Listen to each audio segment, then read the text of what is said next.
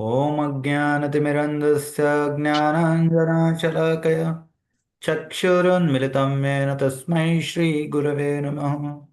श्रीचैतन्यमनोभीष्टं स्थापितं येन भूतले स्वयं रूपा कदा मह्यं ददाति स्वपदान्तिकं।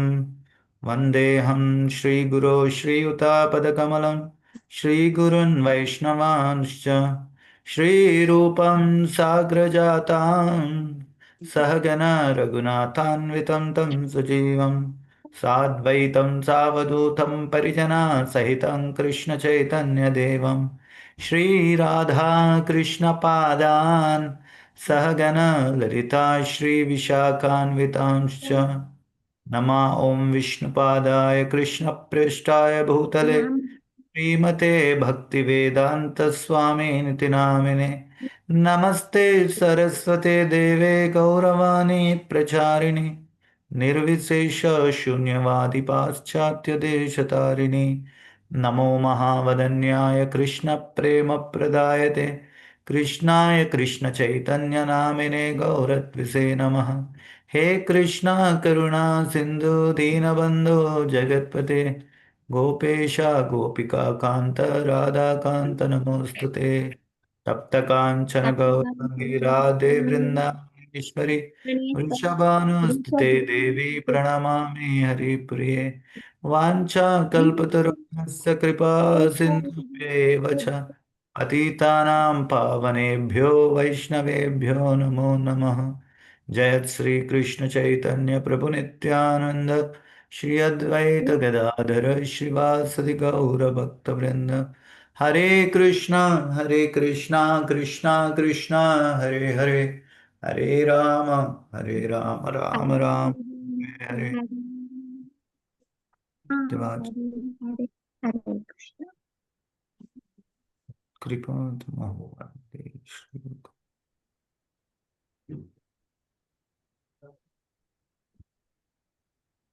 हरे कृष्ण। हरे ఉన్నారండి? कृष्ण प्रभु दंडवत प्रणाम। హరే కృష్ణ దండవత్ ప్రణామం. సో ఇప్పటి వరకు మనము 14 అధ్యాయాలని పూర్తి చేశాం ఈ భక్తి రసామృత సింధులో. అయితే ఈ 14 అధ్యాయాల్లో మొదట 1, 2 అధ్యాయాల్లో మనము శుద్ధ భక్తి అంటే ఏంటి, శుద్ధ భక్తి లక్షణాలు ఏంటి, వాటి గురించి చర్చించుకున్నాం. దానిలో ఆ తర్వాత భక్తిలో మూడు రకాలు, మూడు విభజనలు భక్తి ఏంటది, ఎవరు చెప్తారు? సాధనా భక్తి, భావ భక్తి, ప్రేమ భక్తి ప్రభుజీ. సాధనా భక్తి, భావభక్తి మరియు ప్రేమ భక్తి. సాధనా భక్తికి, భావభక్తికి, ప్రేమ భక్తికి భేదం ఏమిటి?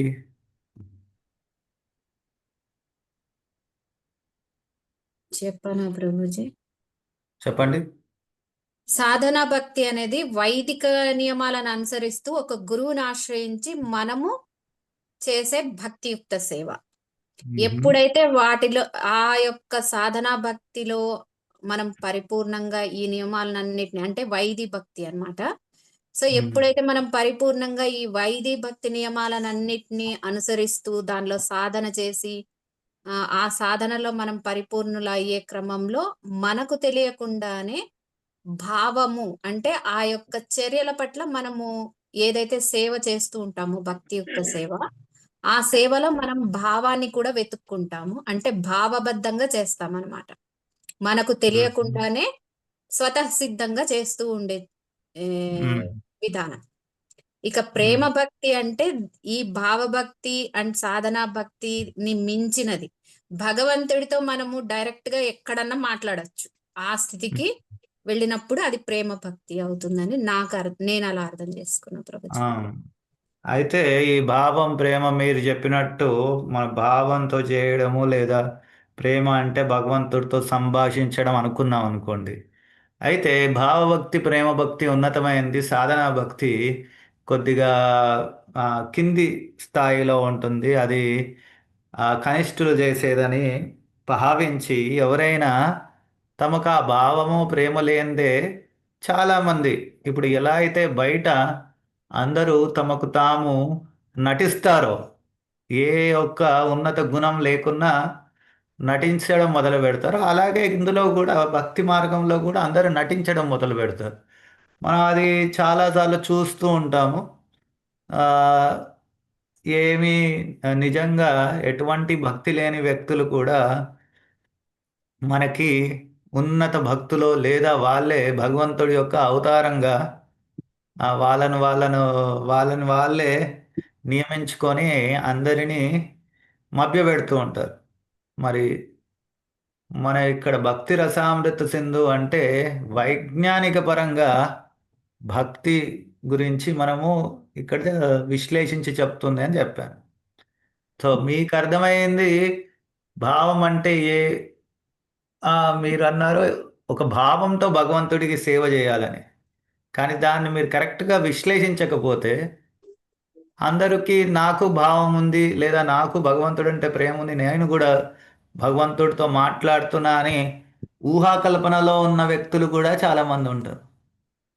కాబట్టి మీరు చెప్పిన విషయం అది, దానికి ఆ, అర్థం అదే అయినప్పటికీ దానిని కొల్చడానికి అంటే మనకు ఒక బ్యారోమీటర్ కావాలి. నేను రాలేదు ఏంటి అనేది కొలవడానికి అయితే అది ఏంటో మీరు చెప్పాలి. ఇప్పుడు కొనుక్కుంటామని నా పేరు మీద ఎవరు చెప్తారు?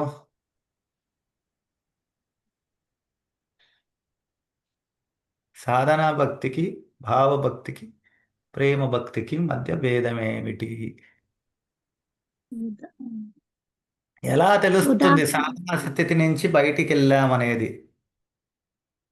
ప్రభుజీ, భావభక్తి అంటే కృష్ణుడికి ఏది ఇష్టమో తెలుసుకొని ఆ విధంగా మనం ప్రవర్తించడము అనేది భావం. ఇక ఆ, ప్రేమ భక్తి అంటే కృష్ణుడికి సదా అనుకూలంగా మన చర్యలు ఉండడం. అది శుద్ధ భక్తి యొక్క లక్షణం అని మనం చర్చించాం. కానీ సాధనా స్థితి నుంచి భావస్థితికి, ప్రేమ స్థితికి వెళ్ళామనడానికి నిదర్శనం ఏమిటి? హరే మనం కృష్ణ ప్రభు. శ్రద్ధ, భజన క్రియ, అనర్థ నివృత్తి, నిష్ఠ, ఆసక్తి అట్లా ఒక్కొక్క స్టేజ్ నుండి పెరుగుతూ వెళ్ళి అప్పుడు భావభక్తిలోకి వెళ్తాం. కరెక్ట్. ఈ దశలో మీరు పైకి వెళ్తున్నారు అని మాతాజీ చెప్పారు. అంటే 9 దశలుగా విభజించి వర్ణించారు మన ఆచార్యులు.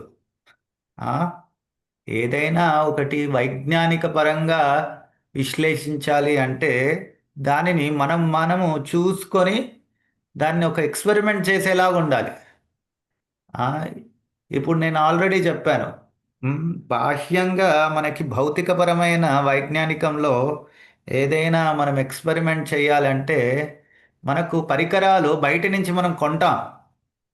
పరికరాలను కొని వాటిట్లో కొన్ని కెమికల్స్ని కలిపి మనము ఎక్స్పెరిమెంట్స్ చేస్తాం.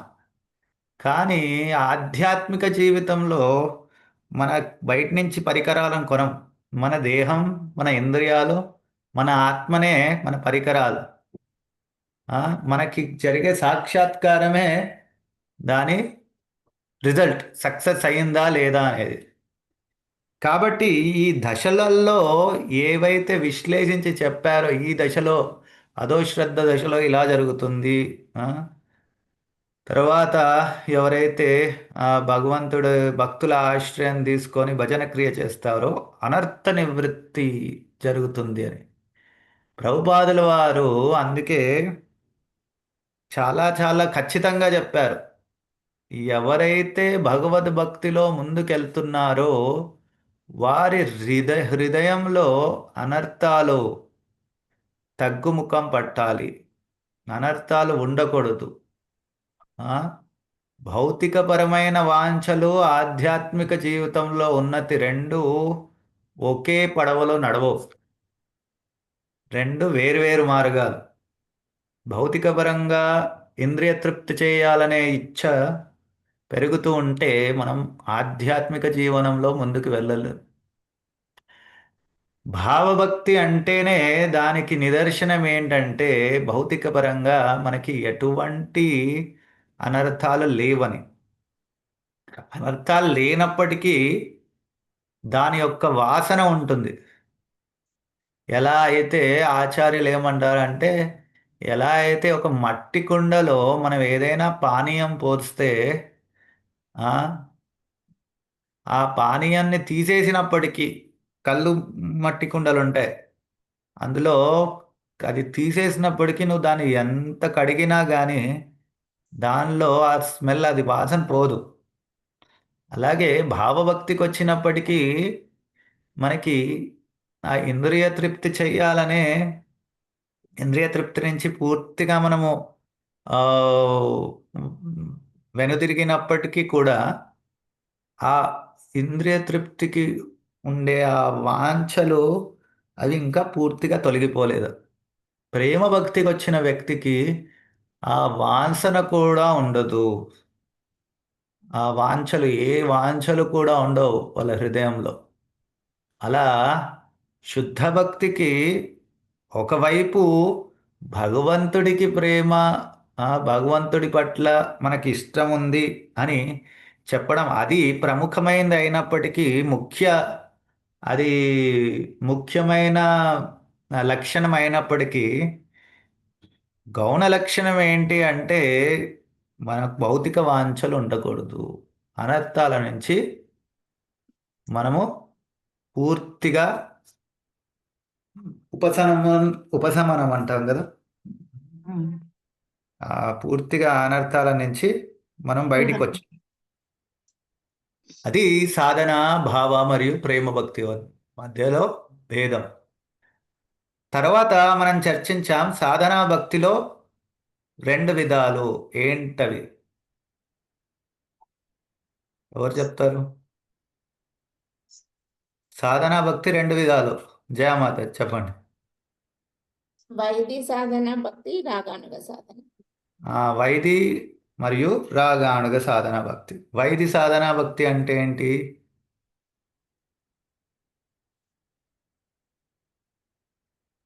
ఇప్పుడు మాతాజీ చెప్పారు కదా, చెప్పండి. ఇప్పుడు వైదిక చెప్పండి. శాస్త్రాలను అనుసరించి ఆ ఆచార్యుల నుండి తెలుసుకుని సాధన చేసే భక్తి. మ్మ్హ. మరి రాగానుగ అంటే?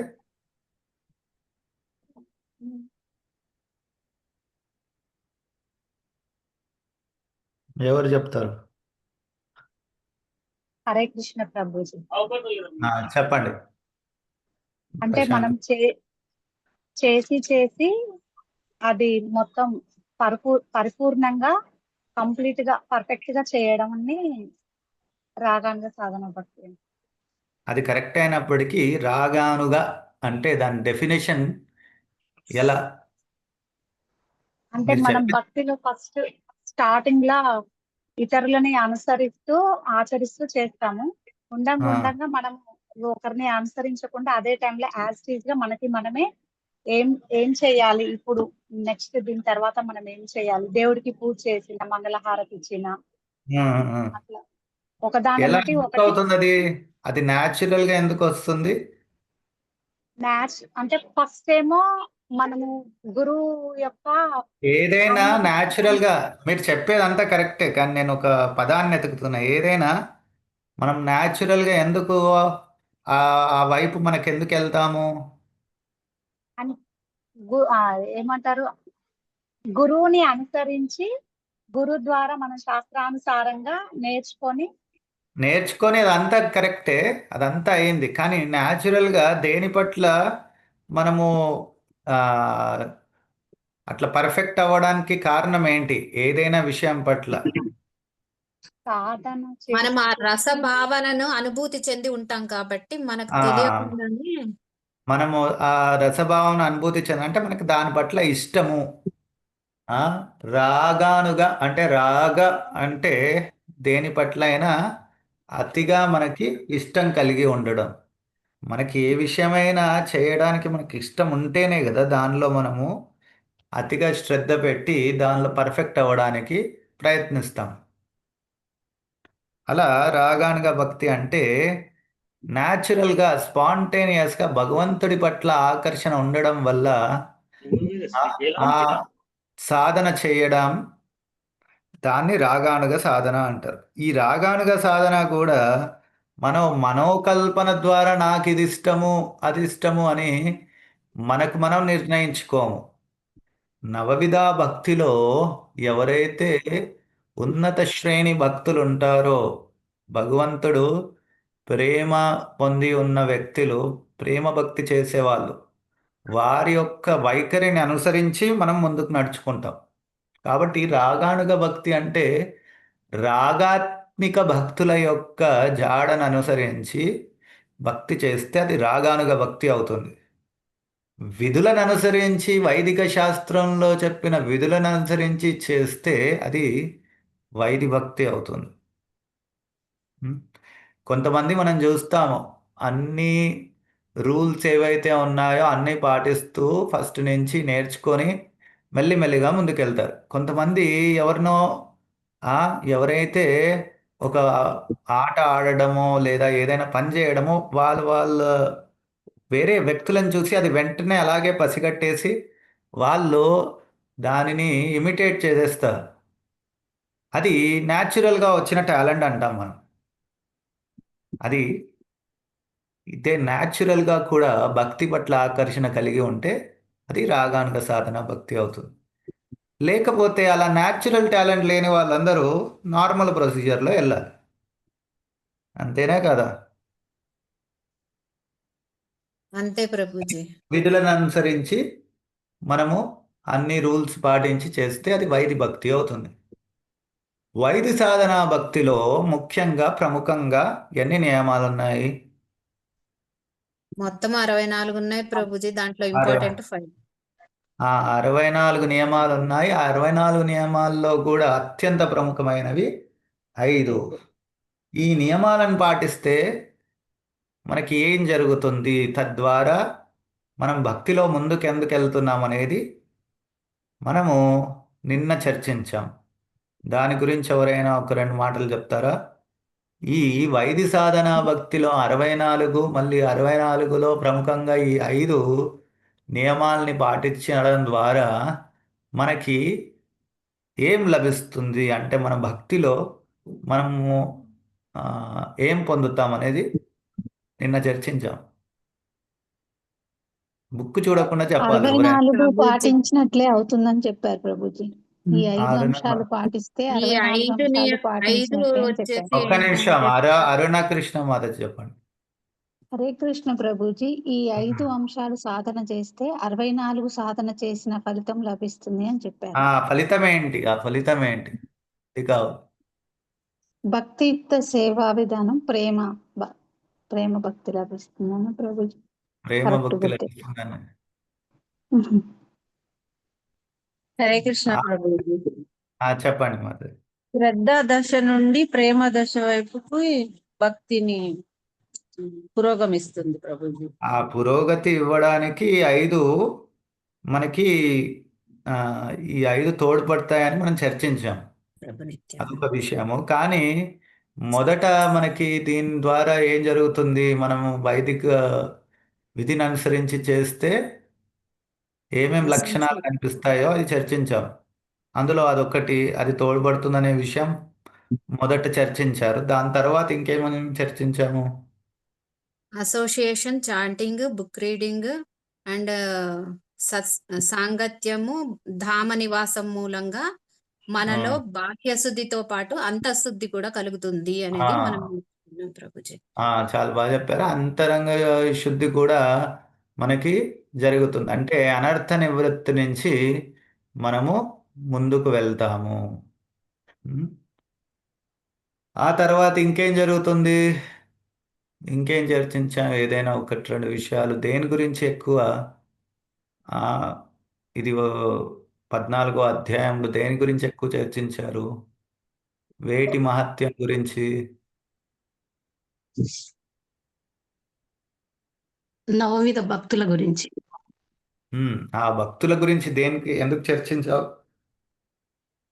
అంటే మనం చేసే ప్రతి పనికి మనమే కారణం అనుకుంటాం, కానీ మనం ఉమ్, కారణం కాదు. మనతో చేయించేది చేసేది మొత్తం భగవంతుడు. ఉమ్. మనకి చేయించేది చేసేది మొత్తం భగవంతుడు. భగవంతుడే కారణం, భగవంతుడే కార్యం. దాని ద్వారా కార్యం. ఉమ్, దాని ద్వారా మనం అర్థం చేసుకునేది ఏంటి? భక్తి స్వాతంత్రం. భక్తి మనకి లభించడానికి మనం ఏ విధమైన పుణ్య కార్యాలు చేయడం వల్లనో లేదా దాన ధర్మాలు చేయడం వల్లనో భక్తిని మనం మన గుప్పెట్లో పెట్టుకోవడం కుదరదు. భక్తి మనకు లభించాలి అంటే భక్తి స్వాతంత్రం. భక్తి ఎవరి దగ్గర ఉంటుంది? భగవంతుడి కృప తలిస్తేనే భక్తి లభిస్తుంది. కానీ భగవంతుడు ఎవరికి స్వతహాగా తనకు తాను వచ్చి కృపనివ్వడు. ఎవరి ద్వారా ఇస్తారు? గురువు ద్వారా మరియు శుద్ధ భక్తుల ద్వారా భక్తిని ప్రసాదిస్తాడు భగవంతుడు. కాబట్టే భక్తుల యొక్క సాంగత్యం వల్ల మనకి భక్తి లభించే అవకాశం ఉంటుంది. సో భక్తి యొక్క స్వాతంత్రత, ఉమ్, భక్తి మరియు భగవంతుడు పరిపూర్ణంగా స్వతంత్రులు.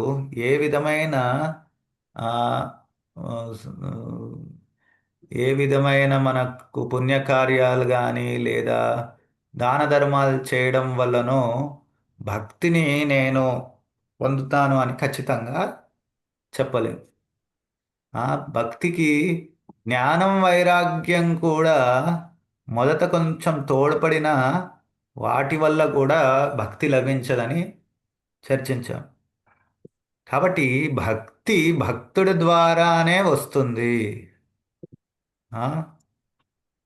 కాబట్టి మనము ఏ విధమైన కర్మకాండను, జ్ఞానకాండను, యోగ సిద్ధుల ప్రాప్తికి చేసే సాధనలను ఆశ్రయించి శుద్ధ భక్తి పొందుతాం అనుకోవడము అది మూర్ఖత్వమే అవుతుంది. ఎందుకంటే వారి యొక్క లక్ష్యం ఏంటి? అయితే సిద్ధులని ప్రాప్తి చేసుకోవడము లేదా ముక్తిని పొందడం. కానీ భక్తుడి యొక్క లక్ష్యం ఏంటి? ఎల్లప్పుడూ భగవంతుడిని సేవించడం. సేవించడం. ఉమ్. భగవంతుణ్ణి సేవించే ప్రాప్తం కలిగి ఉంటే నరకమైనను తనకు వైకుంఠంతో సమానం. ఆ? భగవంతుణ్ణి సేవించుకునే ప్రాప్తం లేకపోతే వైకుంఠధామంలో పెట్టినను అది తనకి నరకంతో సమానం. అలాంటి మనో భావం కలిగి ఉంటారు భగవద్భక్తులు.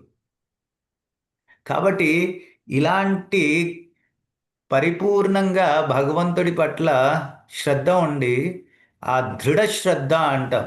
ఆ దృఢ శ్రద్ధ ఉండాలి. అది ఒక గుణం.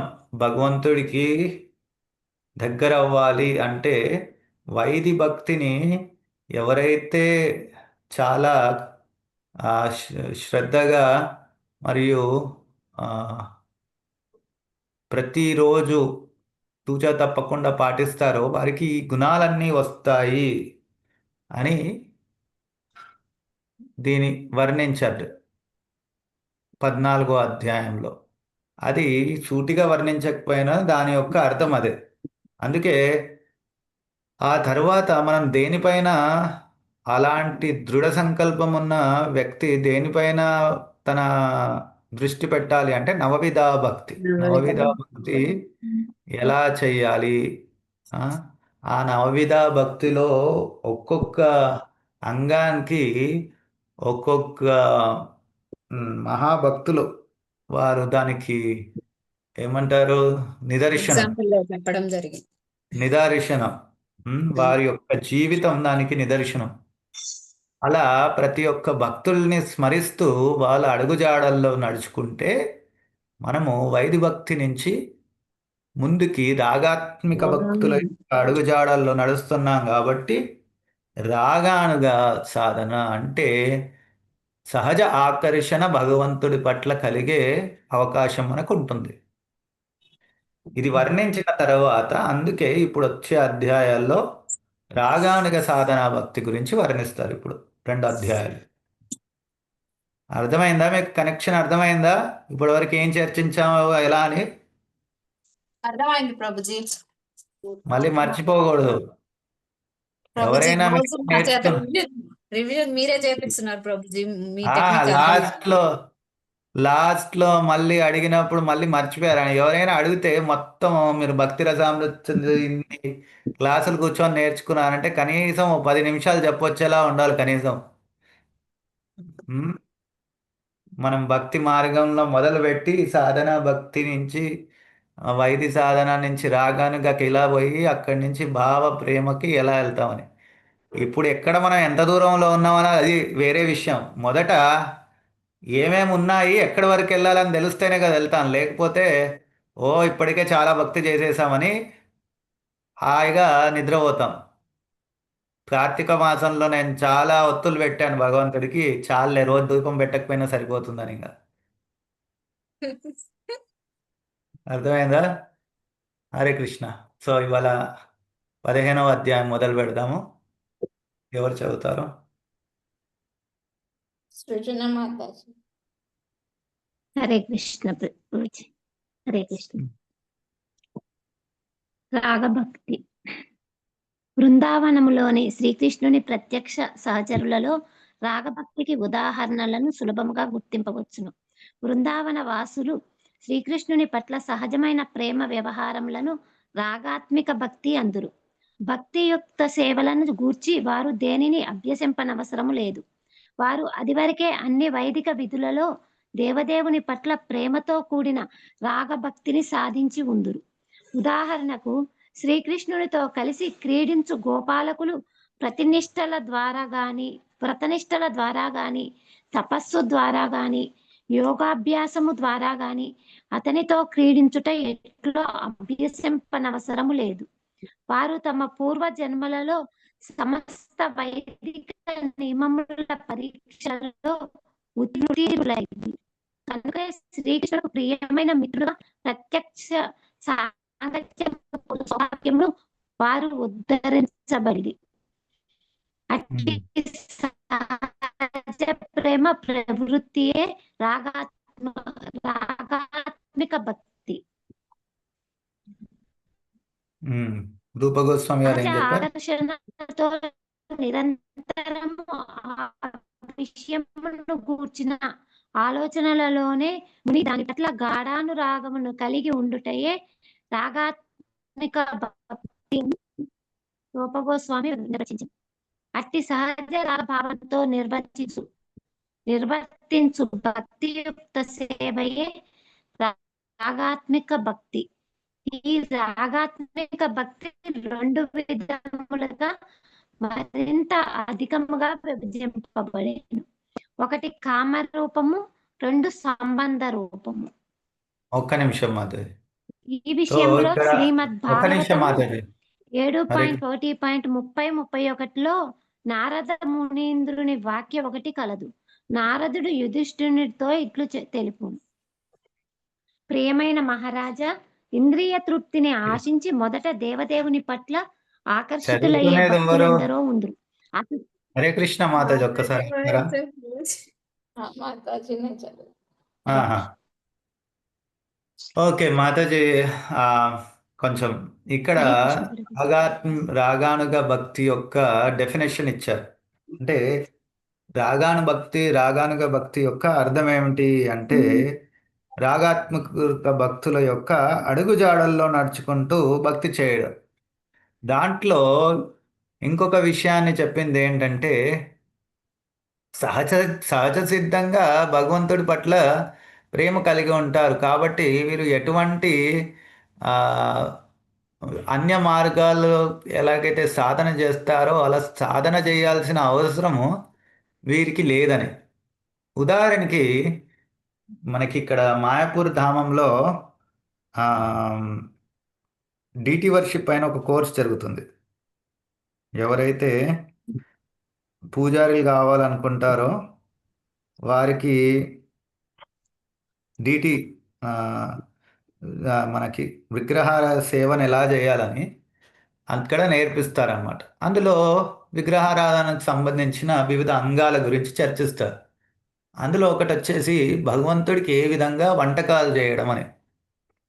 అయితే ఇది నేర్చుకోవడానికి వివిధ దేశాల నుంచి భక్తులు వస్తారు కాబట్టి వాళ్ళు వంటకాల గురించి నేర్పించేటప్పుడు మొట్టమొదట ఆ, మనము ఆయిల్లో ఫ్రై చేయడం అంటే ఏంటి, పోపు వేయడం అంటే ఏంటి, పోతులు వేస్తాం కదా అలా వేయడం ఏంటి, ఇవన్నీ మెల్లమెల్లగా నేర్పిస్తారు. కానీ మన భారతదేశం వాళ్ళు ముఖ్యంగా మాతాజీ వాళ్ళందరికి వచ్చినప్పుడు వాళ్ళకి ఇవన్నీ ఏంటి చిన్నపిల్లలకి నేర్పిస్తున్నారా అన్నట్టు అనిపిస్తుంది. ఎందుకంటే వారు ఆ స్థితి నుంచి ఎప్పుడో రోజు వంటకాలు చేసుకునేవాళ్ళు. విదేశాల్లో ఎక్కువగా వండడం అంటే ఉప్పేసామా కొద్దిగా, ఆ, బ్రెడ్ బయట నుంచి కొనుక్కొచ్చామా కొద్దిగా మైక్రోవేవ్లో పెట్టామా తీసుకున్నామా అన్నట్టే ఉంటుంది సహజంగా. ఎక్కువ దేశాలు కొన్ని కొన్ని దేశాల్లో వాళ్ళు చాలా బాగా వండుతారు మనలాగే. కానీ అమెరికా, ఇంగ్లాండ్ ఈ రెండు దేశాల వాళ్ళు మాత్రం ఎక్కువ వంటకాలు చేయడం వాళ్ళకి రాదు. అయితే వాళ్ళని మనము దానిలో వైరి సాధకులుగా, అంటే ఏ విధులు భగవంతుడికి ఎలా సేవ చేయాలో ఏమి తెలియనప్పుడు ఆ నియమాలని మొదటి నుంచి నేర్చుకోవాలి. అదే ఎలా వంటకం ఎలా చేయాలో ఆల్రెడీ తెలిసిన వాళ్ళకి ఏం చెప్పాలి, భగవంతుడికి వండేటప్పుడు ఎలాంటి స్టాండర్డ్స్ ఫాలో అవుతాం, ఎందుకు ఫాలో అవుతాం అనేది చెప్తే చాలు. మనము భగవంతుడికి శుద్ధమైన ఆవు నెయ్యితోనే వంటకాలు చేయాలని ప్రభుపాదుల వారు ఆదేశించారు.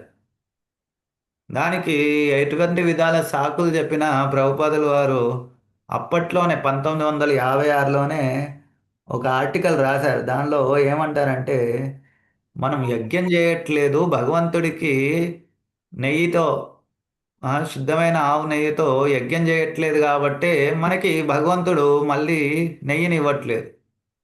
కానీ నువ్వు నాకు దగ్గర నెయ్యి లేదని చెప్పేసి ఆయిల్తో వంటకాలు వండి, ఆ సాకుతో ఆయిల్తో వంటకాలు వండి దానిని తిని, దాన్ని తినడం వల్లనే ఆయుర్వేదంలో ఏంటి, ఆ, అన్ని విధాలైన ఆ, రోగాలకి మూల కారణం మన పొట్టలో ఏం లోపలేస్తున్నామో అది హానికరమైన ఆయిల్ పదార్థాలు తింటే ఇంకా ఎక్కువ అవుతుందని అని అలా వర్ణించారు. అంటే అది ఎందుకు, మన ఏ విధమైన స్టాండర్డ్ ఫాలో అంటే కృష్ణుడికి సహజంగా ఆ, గోవులతో ఆ, గోవుల యొక్క పాలతో చేసిన పదార్థాలు అంటే అన్నిటికన్నా ఎక్కువ ఇష్టం కాబట్టి అలాగే వాటితో చేయాలి. మరియు బ్రాహ్మణికల్ పొటెన్సీ, బ్రాహ్మణ శక్తిని పెంపొందించాలంటే ఆవు నెయ్యితో చేసిన పదార్థాలు తింటేనే వ్యక్తికి బాగుంటుంది ఆరోగ్యం, మరియు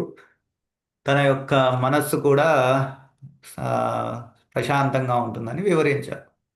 కాబట్టి వీళ్ళకి అంటే భక్తులు ఎలా ఏమి వంటకాలు చేస్తారు, వాళ్ళు ఎలా తింటారు, వాళ్ళ ఆచార వ్యవహారాలు ఎలా ఉంటాయి అవి చెప్తే సరిపోతుంది. అలాగే రాగానుగ సాధకులకి భక్తిలో శుద్ధ భక్తులు ఎలా ఉంటారు, భగవంతుడి పట్ల వారి ప్రేమ కలాపాలు ఎలా ఉంటాయి, భగవంతుడిని సేవించడంలో వారికి ఎటువంటి ఆకర్షణ ఉంటుంది, అలాంటి విషయాల్ని చర్చిస్తే సరిపోతుంది. ఎలా అయితే మీకు ఇప్పుడు ఏదైనా కొత్త వంటకం చెప్పాలంటే దానిలో ఏమేమి వేయాలి, ఏది ఎంతసేపు పెట్టాలని చెప్తే సరిపోతుంది. అంతేగాని దాన్ని పోపు కూడా వేయాలి, దానిలో ఉప్పు కూడా వేయాలి, ఇది వేయాలి అదే వేయాలని ఏమీ ఎక్స్ట్రా చెప్పనాల్సిన అవసరం లేదు. వంట వచ్చిన వాళ్ళకి చెప్పడానికి 2 నిమిషాలు చాలు. ఏ వంట రాని వాళ్ళకి అన్నీ చెప్పినా నువ్వు చేసినా మళ్ళీ రెండోసారి తప్పు చేస్తారు. అర్థమైందా? అలాగే రాగానుగ సాధకులకి చెప్పడానికి ఎక్కువేం లేదు. మన వైద్య సాధనలో 10 కన్నా ఎక్కువ అధ్యాయాలు చర్చించాం. ఇందులో 1, 1.5 అధ్యాయంలో అన్నీ అయిపోతాయి. ఎందుకంటే ఏవైతే మెకానిక్స్ ఉన్నాయో భగవంతుడికి ఆ, సేవ ఎలా చేయాలి అని అన్ని విధి నియమాలు ఉన్నాయో అవన్నీ ఆల్రెడీ చర్చించేశారు. ఇప్పుడు కేవలం భావం ఎలా ఉండాలి, భగవంతుడికి సేవించడంలో ఎలాంటి భావాలు ఉండాలనేది ఆ, అవి చర్చిస్తారనమాట. ఎందుకంటే మనం ఏదైనా పని చేయాలంటే మన కాయ వాచ మనస 3 కాయాన్ని ఎలా భగవంతుడి సేవలో పెట్టాలి, గురువు ఆదేశాలను పాటిస్తూ ఎలా వివిధ నవవిధ భక్తిలో మనం వివిధ పనులు చేయాలి అని. అది ఒకసారి తర్వాత యాంత్రికంగా మనము ఆ, మన రోజువారి పనులు చేసేస్తాం. అది మెకానికల్ ఆస్పెక్ట్ అయిపోతుంది. అంటే ఇప్పుడు అన్నం వండాలంటే ఫస్ట్ పాత్రలు తోమేసి దానిలో నీళ్ళు పెట్టేసి నీళ్ళు వేడి చేసేసి ఆ, పెట్టుకుంటే ఇంకా తొందరగా అవుతుంది. పెద్ద పెద్ద వంటకాలు చేసే వాళ్ళు అలా ఫస్ట్ నీళ్ళు వేడి చేసి పెట్టుకుంటారు. ఉం? అలా పెట్టుకొని ఏది కావాలో అవన్నీ సరి చేసేసుకొని అన్నం నానబెట్టేసుకొని పప్పులు నానబెట్టేసుకొని మిగతా అన్ని అరేంజ్ చేసుకొని అవి యాంత్రికంగా మనం చేసేస్తూ ఉంటాం. మనకు తెలియకుండా అవన్నీ ఏమి దాని గురించి ఆలోచన చేయాల్సిన అవసరం లేదు. అలాగే ఈ విధి నియమాలు ఏమున్నాయో అది మనకు తెలియకుండానే మనం వెంటనే చేసేస్తూ ఉంటాం అన్నమాట. ఇప్పుడు భావన ఏంటి, మన చింతన ఎలా ఉండాలి, ఆ, భగవంతుడిని సేవించడంలో మన చింతన ఎలా ఉండాలి, అది చర్చిస్తాం అన్నమాట అక్కడ. దానిలో రాగానుగ భక్తిలో 2 రకాలు, ఓ, అవి కూడా ఇప్పుడు మనము చర్చిస్తాం. హరే కృష్ణ మాతాజీ, చదవండి. హరే కృష్ణ ప్రభు. ఈ విషయంలో శ్రీమద్ భాగవతములో నారద మునీంద్రుని వాక్యం ఒకటి కలదు. నారదుడు యుధిష్ఠిరునితో ఇట్లు తెలుపును: ప్రియమైన మహారాజా, ఇంద్రియ తృప్తిని ఆశించి మొదట దేవదేవుని పట్ల ఆకర్షితులయ్యే భక్తులెందరో ఉందురు. అతని పట్ల అసూయతో గాని, భయముతో గాని, ప్రేమతో గాని అతని సహచర్యమును వాంఛించి వారు అతని పట్ల ఆకర్షింపబడిరి. చివరకు ఈ ఆకర్షణలలోని భౌతిక వాసనలు అంతరించి భక్తుడు క్రమేణా కృష్ణ ప్రేమను అలవరుచుకొని శుద్ధ భక్తులు వాంఛించు జీవిత లక్ష్యమును సాధించును. మనము కామరూప రాగాత్మిక భక్తికి ఉదాహరణలుగా గోపికలను పరిగణింపవచ్చును. గోపికలు అందమైన యువతులు, శ్రీకృష్ణుడు అందమైన యువకుడు. గోపికలు పైకి సంభోగ వాంఛతోనే శ్రీకృష్ణుని పట్ల ఆకర్షింపబడినట్లు కనిపించును. అట్లే కంసుడు భయముతో శ్రీకృష్ణుని పట్ల ఆకర్షింపబడెను. తన మేనల్లుడు శ్రీకృష్ణుడు అతడిని వధించునని ఆకాశవాణి పలుకుట చేత కంసునకు శ్రీకృష్ణుడనైనా ఎల్లప్పుడూ భయమే. శిశుపాలునకు మొదటి నుండి శ్రీకృష్ణుడనైన అసూయ, ద్వేషము. యదు మహారాజు వంశీయులైన యాదవులకు వివిధ వరుసలలో శ్రీకృష్ణుడు వారికి బంధువుడగుటచే నిరంతరము శ్రీకృష్ణుని తమ ఆత్మీయునిగా వారు భావిస్తుండిరి. ఈ వివిధ భక్తులందరికీ వివిధ ప్రకారములలో శ్రీకృష్ణుని పట్ల సహజ ఆకర్షణ కలదు. వారందరూ ఒకే విధమైన జీవిత లక్ష్యమును సాధించిరి. శ్రీకృష్ణుని పట్ల గోపికల ప్రేమ మరియు యదువంశజనుల అనురాగము రెండును స్వతసిద్ధములు లేక రాగాత్మికము అని అంగీకరింపబడింది.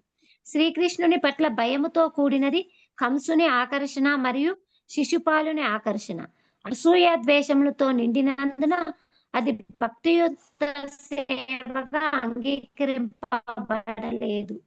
ఏమైనాను వారిరువురి ప్రభుత్వులు ప్రతికూలములు కనుక అనుకూలమైన మనోవైఖరితో మాత్రమే భక్తియుక్త సేవను ఆచరింపవలెను. అందుచేత శ్రీల రూప గోస్వామి అభిప్రాయమును అనుసరించి అట్టి ఆకర్షణలను భక్తియుక్త సేవగా పరిగణించుటకు వీలు లేదు. శ్రీకృష్ణుని పట్ల యాదవులకు గల అనురాగ లక్షణమును కూడా అతడు వివరించెను. అది మైత్రి స్థితికి చెందినచో రాగాత్మిక భక్తి అనుగును. కానీ అది వైదిక నియమ నిబంధనలను చెందినచో అట్లు కాలేదు. అనురాగము సహజ సిద్ధమైన ప్రేమ స్థితిని చేరుకొనినప్పుడే అది శుద్ధమైన భక్తియుక్త సేవగా పరిగణింపబడును. గోపికలు మరియు కంసుడు ఒకే లక్ష్యమును సాధించిరని అవగాహన చేసుకుట కొంచెం కష్టం అనిపించును.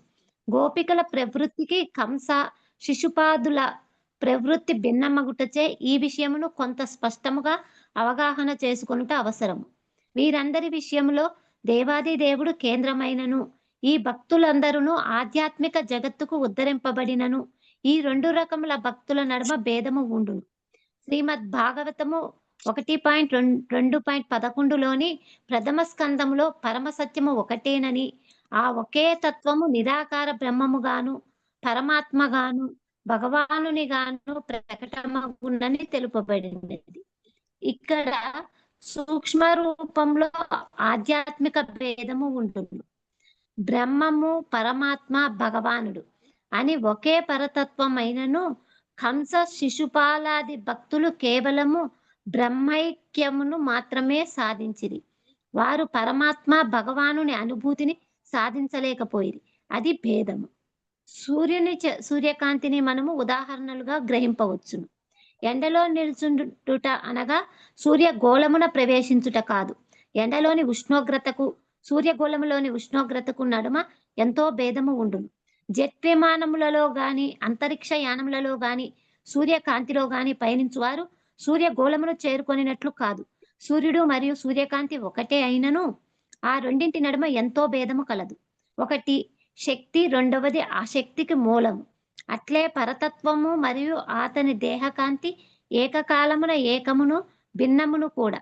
కంస శిశుపాలాదులు పరబ్రహ్మమును సాధించిరి, కానీ వారికి గోలోక బృందావనములోకి ప్రవేశము లేదు. నిరాకారవాదులు భగవానుని విరోధులకు దేవాది దేవుని పట్ల ఆకర్షణ ఉండుటచే అతడు తన రాజ్యంలో ప్రవేశమును కలిగింపవచ్చును, కానీ వైకుంఠంలో గాని దేవాది దేవుని గోలోక బృందావనములో గాని వారు ప్రవేశించుట ప్రసాదంలోనికి ప్రవేశించుట ఒకటి కావు గదా. నిరాకారవాదులు మరియు సాకారవాదులు సాధించు వివిధ సిద్ధులను శ్రీల రూపగోస్వామి ఇక్కడ వర్ణించుటకు ప్రయత్నించిరి. సాధారణముగా నిరాకారవాదులు దేవాది దేవుని పట్ల శత్రుత్వము వహించువారు ఆధ్యాత్మిక సిద్ధిని సాధించినచో నిరాకార బ్రహ్మములోకి మాత్రమే వారు ప్రవేశింపగలుగుదురు. ఒక విధముగా నిరాకారవాదులైన తత్వవేత్తలు దేవాది దేవునికి విరోధులకు వలె కనిపించుదురు. భగవానునికి బద్ధ విరోధులు మరియు నిరాకారవాదులు ఇరువురును బ్రహ్మజ్యోతిలోకి మాత్రమే ప్రవేశము సాధింతురు. కనుక వారు ఒకే వర్గమునకు చెందినట్లుగా గ్రహించవలెను. నిజమునకు నిరాకారవాదులు దేవాది దేవునికి శత్రువులే. ఎందుకనగా వారు భగవానుని నిరూపమానమైన షడ్గుణైశ్వర్యములను వైభవములను సహింపలేరు. వారు నిరంతరము ఆ భగవానునితో సమానులగుటకు ప్రయత్నించుదురు. అందుకు వారి ఈర్ష్వ ప్రవృత్తియే కారణము. శ్రీ చైతన్య మహాప్రభు నిరాకారవాదులను భగవదాపరాధులుగా ప్రకటించెను. కానీ భగవానుడు దయామయుడు. ఏమైనను వారు తమకు శత్రువులైనను తమ ఆధ్యాత్మిక రాజ్యంలో వారికి ప్రవేశమును కల్పించి నిరాకార బ్రహ్మజ్యోతిలో నివసించున్నట్లు చేయును. కొన్నిసార్లు ఒక నిరాకారవాది క్రమముగా సాకారవాదిగా ఉద్ధరింపబడవచ్చును. భగవద్గీత 7.19లో ఈ అంశమును నిర్ధారిస్తుండెను. బహునాం జన్మ నామంతే జ్ఞానవాన్మాం ప్రపద్యతే. అనేక జనన మరణముల పిమ్మట జ్ఞాని అయిన వాడు నన్నే శరణు వేడును. అట్టి శరణాగతితో ఆ నిరాకారవాది వైకుంఠ లోకమునకు ఉద్ధరింపబడి శరణాగత జీవుడిగా భగవంతుని రూపముకు వలె రూపమును పొందును. బ్రహ్మాండ పురాణంలో ఇట్లు చెప్పబడినది. భవబంధముల నుండి విముక్తి సాధించిన వారు మరియు దేవాది దేవునిచే వధింపబడిన రాక్షసులు బ్రహ్మ భావనలో లీనమై బ్రహ్మజ్యోతితో కూడిన ఆధ్యాత్మిక జగత్తులో నివసించుదురు. ఆధ్యాత్మిక జగత్తు మన ఆ భౌతిక జగత్తుకు మిక్కిలి దూరంలో కలదు. భగవద్గీత 8.20లో కూడా భౌతికాకాశముకు అతీతముగా మరొక సనాతన ఆకాశము కలదని తెలుపబడింది. పరస్తస్మాత్తు భావోన్యో వ్యక్తో అవ్యక్తాస్స సనాతనః. దేవాది దేవుని శత్రువులు నిరాకారవాదులు ఈ బ్రహ్మజ్యోతిలో ప్రవేశించుటకు అనుమతింపబడుదురు. కృష్ణ భక్తులు మాత్రము నేరుగా ఆధ్యాత్మిక లోకములకు బదిలీ చేయబడుదురు. శుద్ధ భక్తులు దేవాది దేవుని పట్ల సహజ ప్రేమను పెంపొందించుకొనుటచే దేవాది దేవుని లోకములో అతని సాంగత్యంలో దివ్యానందమును అనుభవించుటకు అనుమతింపబడుదురు. శ్రీమద్ భాగవతము 10.87-23లో శృతులు వేద పురుషులు విష్ణుమూర్తిని ఈ విధంగా ప్రార్థించిరి. ప్రభు, యోగులు నిన్ను పరమాత్మగా ధ్యానించి నిరాకార బ్రహ్మజ్యోతిలో లీనమగు సిద్ధిని సాధించుదురు. నిన్ను శత్రువుగా భావించు వ్యక్తులు కూడా ధ్యానము చేయకుండా అదే సిద్ధిని సాధించుదురు. సర్పముల వంటి నీ బాహువులతో ఆలింగనము చేసుకోబడిన కామ ప్రవృత్తి గల గోపికలు కూడా అదే సిద్ధిని సాధించుదురు. మా దేవతల విషయమును చూచినచో ఇక వేద విజ్ఞానములో వివిధ శాఖలకు అధికారములమైన మేము ఎల్లప్పుడూ గోపికల అడుగుజాడలనే అనుసరిస్తుందుము. మేము కూడా అట్టి సిద్ధిని సాధించగలమని ఆశిస్తుంటిమి. అదే అట్టి సిద్ధి అని తెలిపినప్పుడు సూర్యుడు సూర్యకాంతి ఉదాహరణను స్మరించవలెను. నిరాకారవాదులు సూర్యకాంతి వంటి బ్రహ్మజ్యోతిలో మాత్రమే లీనము కాగలరు. కానీ దేవాది దేవునితో ప్రేమానుబంధము గల భక్తులు భగవంతుని ధామమైన గోలోక బృందావనములోకి ప్రవేశించుదురు. ఇక్కడ హరే గోపికల కృష్ణ. కామ హరే ప్రవృత్తి. కృష్ణ మాధవి. హరే కృష్ణ. ఆ పారా నుంచి మళ్ళీ చర్చిద్దాము. ఇప్పటి వరకు చూసిన దానిలో మనము భగవంతుడి పట్ల ఎటువంటి సంబంధం ఉన్నను లేదా కామ ప్రవృత్తి ఉండడము, ఈ రెండిటిని ఆ, రాగానుగ భక్తుల్లో రెండు భాగాలుగా అంటే రెండు విభజనలుగా వర్ణించారు రూపగోస్వామి. అందులో భగవంతుడి పట్ల ఎటువంటి సంబంధము అయినా ఉండడము అంటే దానికి మనకి పాజిటివ్ ఉదాహరణగా ఆ, పాండవులది విషయాన్ని చర్చించారు నారదముని. పాండవులు సహజ సిద్ధంగా భగవంతుడితో వారి సంబంధం ఉన్నందువలన వారి యొక్క భక్తి సాధకుల భక్తి కన్నా వి- మిగతా సాధకుల భక్తి కన్నా చాలా చాలా ఆ, ఉన్నత స్థితిలోనిది అని వర్ణించారు. ఇక్కడ కాకపోతే విశ్లేషించి ప్రభుపాదుల వారు ఇంకో విషయాన్ని చెప్పారు. రాగ అంటే దాని అర్థం ఎటువంటి దానికైనను సహజ సిద్ధంగా ఆకర్షులై ఉండడం, ఆ, ఆకర్షణ ఉండడము. దానిలో మనకి ఎంతైతే మంచి ఉదాహరణలు ఉన్నాయో దానికి వ్యతిరేకమైన ఉదాహరణలు కూడా కొన్ని ఉన్నాయి. ముఖ్యంగా ఇక్కడ వర్ణించింది కంసుడు మరియు శిశుపాలుడు. కంసుడు భగవంతుడి పట్ల భయంతో ఈ ఏవైతే గౌణ రసాలు ఉన్నాయో భయానక రసంలో ఆయన భగవంతుడిని ఎల్లప్పుడూ స్మరించాడు. ఆయన నిద్రలో కూడా భగవంతుడే వచ్చేవాడు. ఆయన మేల్కొన్నప్పుడు కూడా ఎప్పుడెప్పుడు కృష్ణుడు నన్ను చంపేస్తాడు అనే భయంతో ఎప్పుడూ కృష్ణుడినే స్మరించాడు. అలాగే ఆ, శిశుపాలుడు కూడా ఈర్ష్యతో భగవంతుడిని ఎప్పుడూ స్మరించేవాడు. తన పుట్టుకతోనే ఏమైందంటే తను పుట్టినప్పుడు కృష్ణుడు ఆయన కన్నా పెద్ద, ఒక్క సంవత్సరం ఎంతో పెద్ద.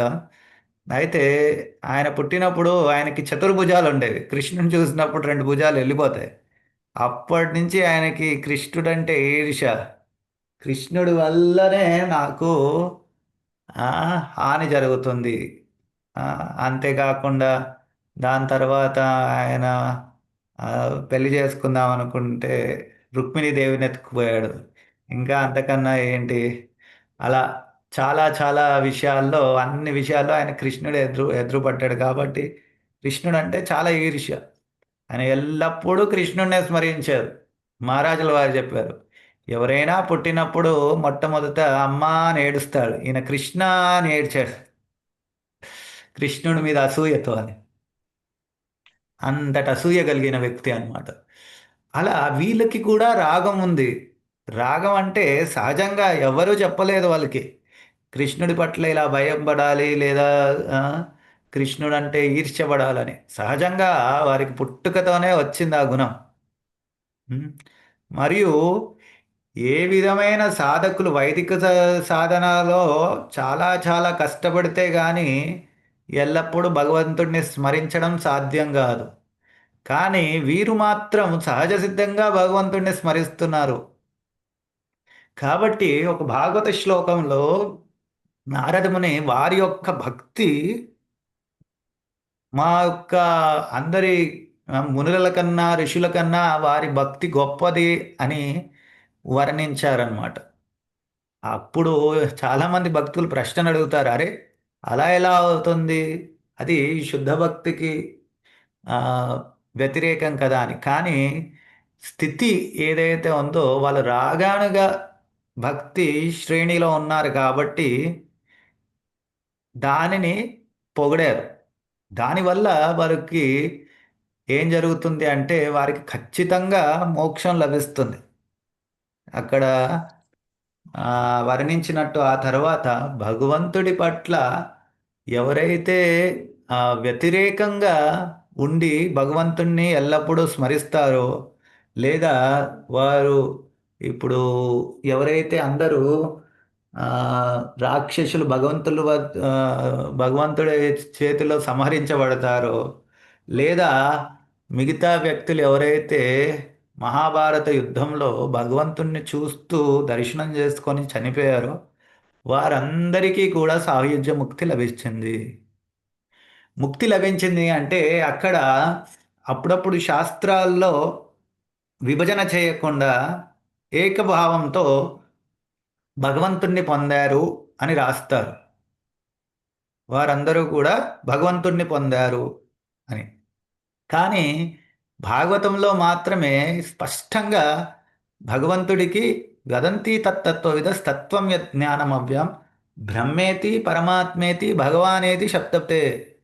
ఈ మూడు బ్రహ్మన్, పరమాత్మ మరియు భగవాన్, ఈ మూడు భగవంతుడికి మూడు తత్వాలు అని మనకి స్పష్టంగా వర్ణించారన్నమాట. దానిలో నీకు భగవంతుడి పట్ల ప్రేమ లేకపోతే, శుద్ధ భక్తిని ఆశ్రయించకపోతే భగవత్తత్వాన్ని పొందడం అసాధ్యం. పరిపూర్ణంగా భగవంతుడి పట్ల ప్రేమ కలిగితేనే భగవత్తత్వాన్ని పొందుతాం, లేకపోతే బ్రహ్మతత్వాన్నే పొందుతారు అందరు. అది బ్రహ్మతత్వాన్ని పొందే మోక్షం ఏంటి? సాయుజ్య ముక్తి. సాయుజ్య ముక్తికి మాత్రమే అర్హులు ఎవరైతే రాక్షసులు, దానవులు భగవంతుడి చేతిలో సంహరించబడతారో, మరియు మిగతా వ్యక్తులు ఎవరైతే భగవంతుడికి ప్రేమ లేకుండా వారు వారు వారు వారికి ముక్తికి లభించింది అని చెప్తే మనం న్యాచురల్గా తీసుకోవాల్సింది వారు సాయుజ్య ముక్తి పొందారని. కానీ భగవత్ వైకుంఠ ధామానికి పోవాలి అంటే ప్రేమ కలిగి ఉండాలి. ఎందుకంటే అక్కడ అందరూ ప్రేమతో భగవంతుడిని సేవిస్తారు. ఇలా నిరాకారవాదిగా ఉన్నవారు అక్కడికి వెళ్తే ఏంటి, వారికి వారే సెంటర్. భగవంతుడికి ఒకవేళ అక్కడ కృష్ణుడికి ఆ, జన్మాష్టమి రోజు వెళ్ళారనుకోండి, వీళ్ళు అందరూ భగవంతుడిని పొగుడుతూ భగవంతుడికి ఎలా సేవ చేయాలని చూస్తారు. వీళ్ళు వెళ్ళి ఇప్పుడు మనం అప్పుడప్పుడు వీడియోల్లో అక్కడెక్కడ చూస్తుంటాం, చిన్నపిల్లలు వాళ్ళ బర్త్డే కాదు వేరే వాళ్ళ బర్త్డే వాళ్ళు ఊదాల్సిన క్యాండిల్లు వీళ్ళు వెళ్ళి ఊదేస్తూ ఉంటారు. అలా ఆ యొక్క సందర్భాన్ని చెడగొడుతూ ఉంటారు. అలా భగవంతుడికి ఎవరైనా చేయడానికి వస్తే అక్కడ కర్ర పట్టుకొని ఆ, మనల్ని నాలుగు తగిలించడానికి చాలామంది ఉంటారనమాట. అలాంటి స్థితి రాకుండానే అందుకే వైకుంఠంలో ఎన్నో ద్వారాలు ఉంటాయి. 4 దిక్కుల ద్వారపాలకులు ఉంటారు. ఒక్కొక్క ద్వారం దగ్గర నలుగురు, ఇద్దరు, ఇద్దరు ఇంటూ 4 8 మంది ఉంటారు. అది మొదటి ద్వారం పోతే రెండో ద్వారం, అలా 7 ద్వారాలు వస్తాయి. 7 ఇంటూ 8 56 మంది ద్వారపాలకులు ఉంటారు. వాళ్ళందరినీ ఎటు ఏ మూల నుంచి వెళ్ళాలన్నా వాళ్ళని ఒక్కొక్కరిని దాటుకొని వెళ్ళడమే అసాధ్యం. వాళ్ళే అన్ని క్వశ్చన్స్ వేసేసి ఫస్ట్ మనకి ఏంటి, ఇప్పుడు పెద్ద పెద్ద సాఫ్ట్వేర్ కంపెనీల్లో 4 రౌండ్స్ 5 రౌండ్స్ ఇంటర్వ్యూస్ ఉంటాయి. అంటే అబ్బో చాలా కష్టమైంది. మైక్రోసాఫ్ట్లో 5 రౌండ్లు ఇంటర్వ్యూలు, ఇక్కడ 7 రౌండ్లు ఇంటర్వ్యూలు ఉంటాయి. భగవంతుని దర్శనం చేసుకోవాలంటే 7 ద్వారాలు దాటి వెళ్ళాలి కదా. సో అక్కడే అందరూ ఫెయిల్ అయిపోతారు. హరే కృష్ణ. సో కాబట్టి ఈ రాగం అనేది కూడా భగవంతుడికి అనుకూల్యైన కృష్ణానుశీలనం. భగవంతుడి యొక్క రాగాత్మిక భక్తుల యొక్క అడుగుజాడల్లో నడుస్తూ అనుకూల్యం కృష్ణుడికి అనుకూలంగా ఉండాలి.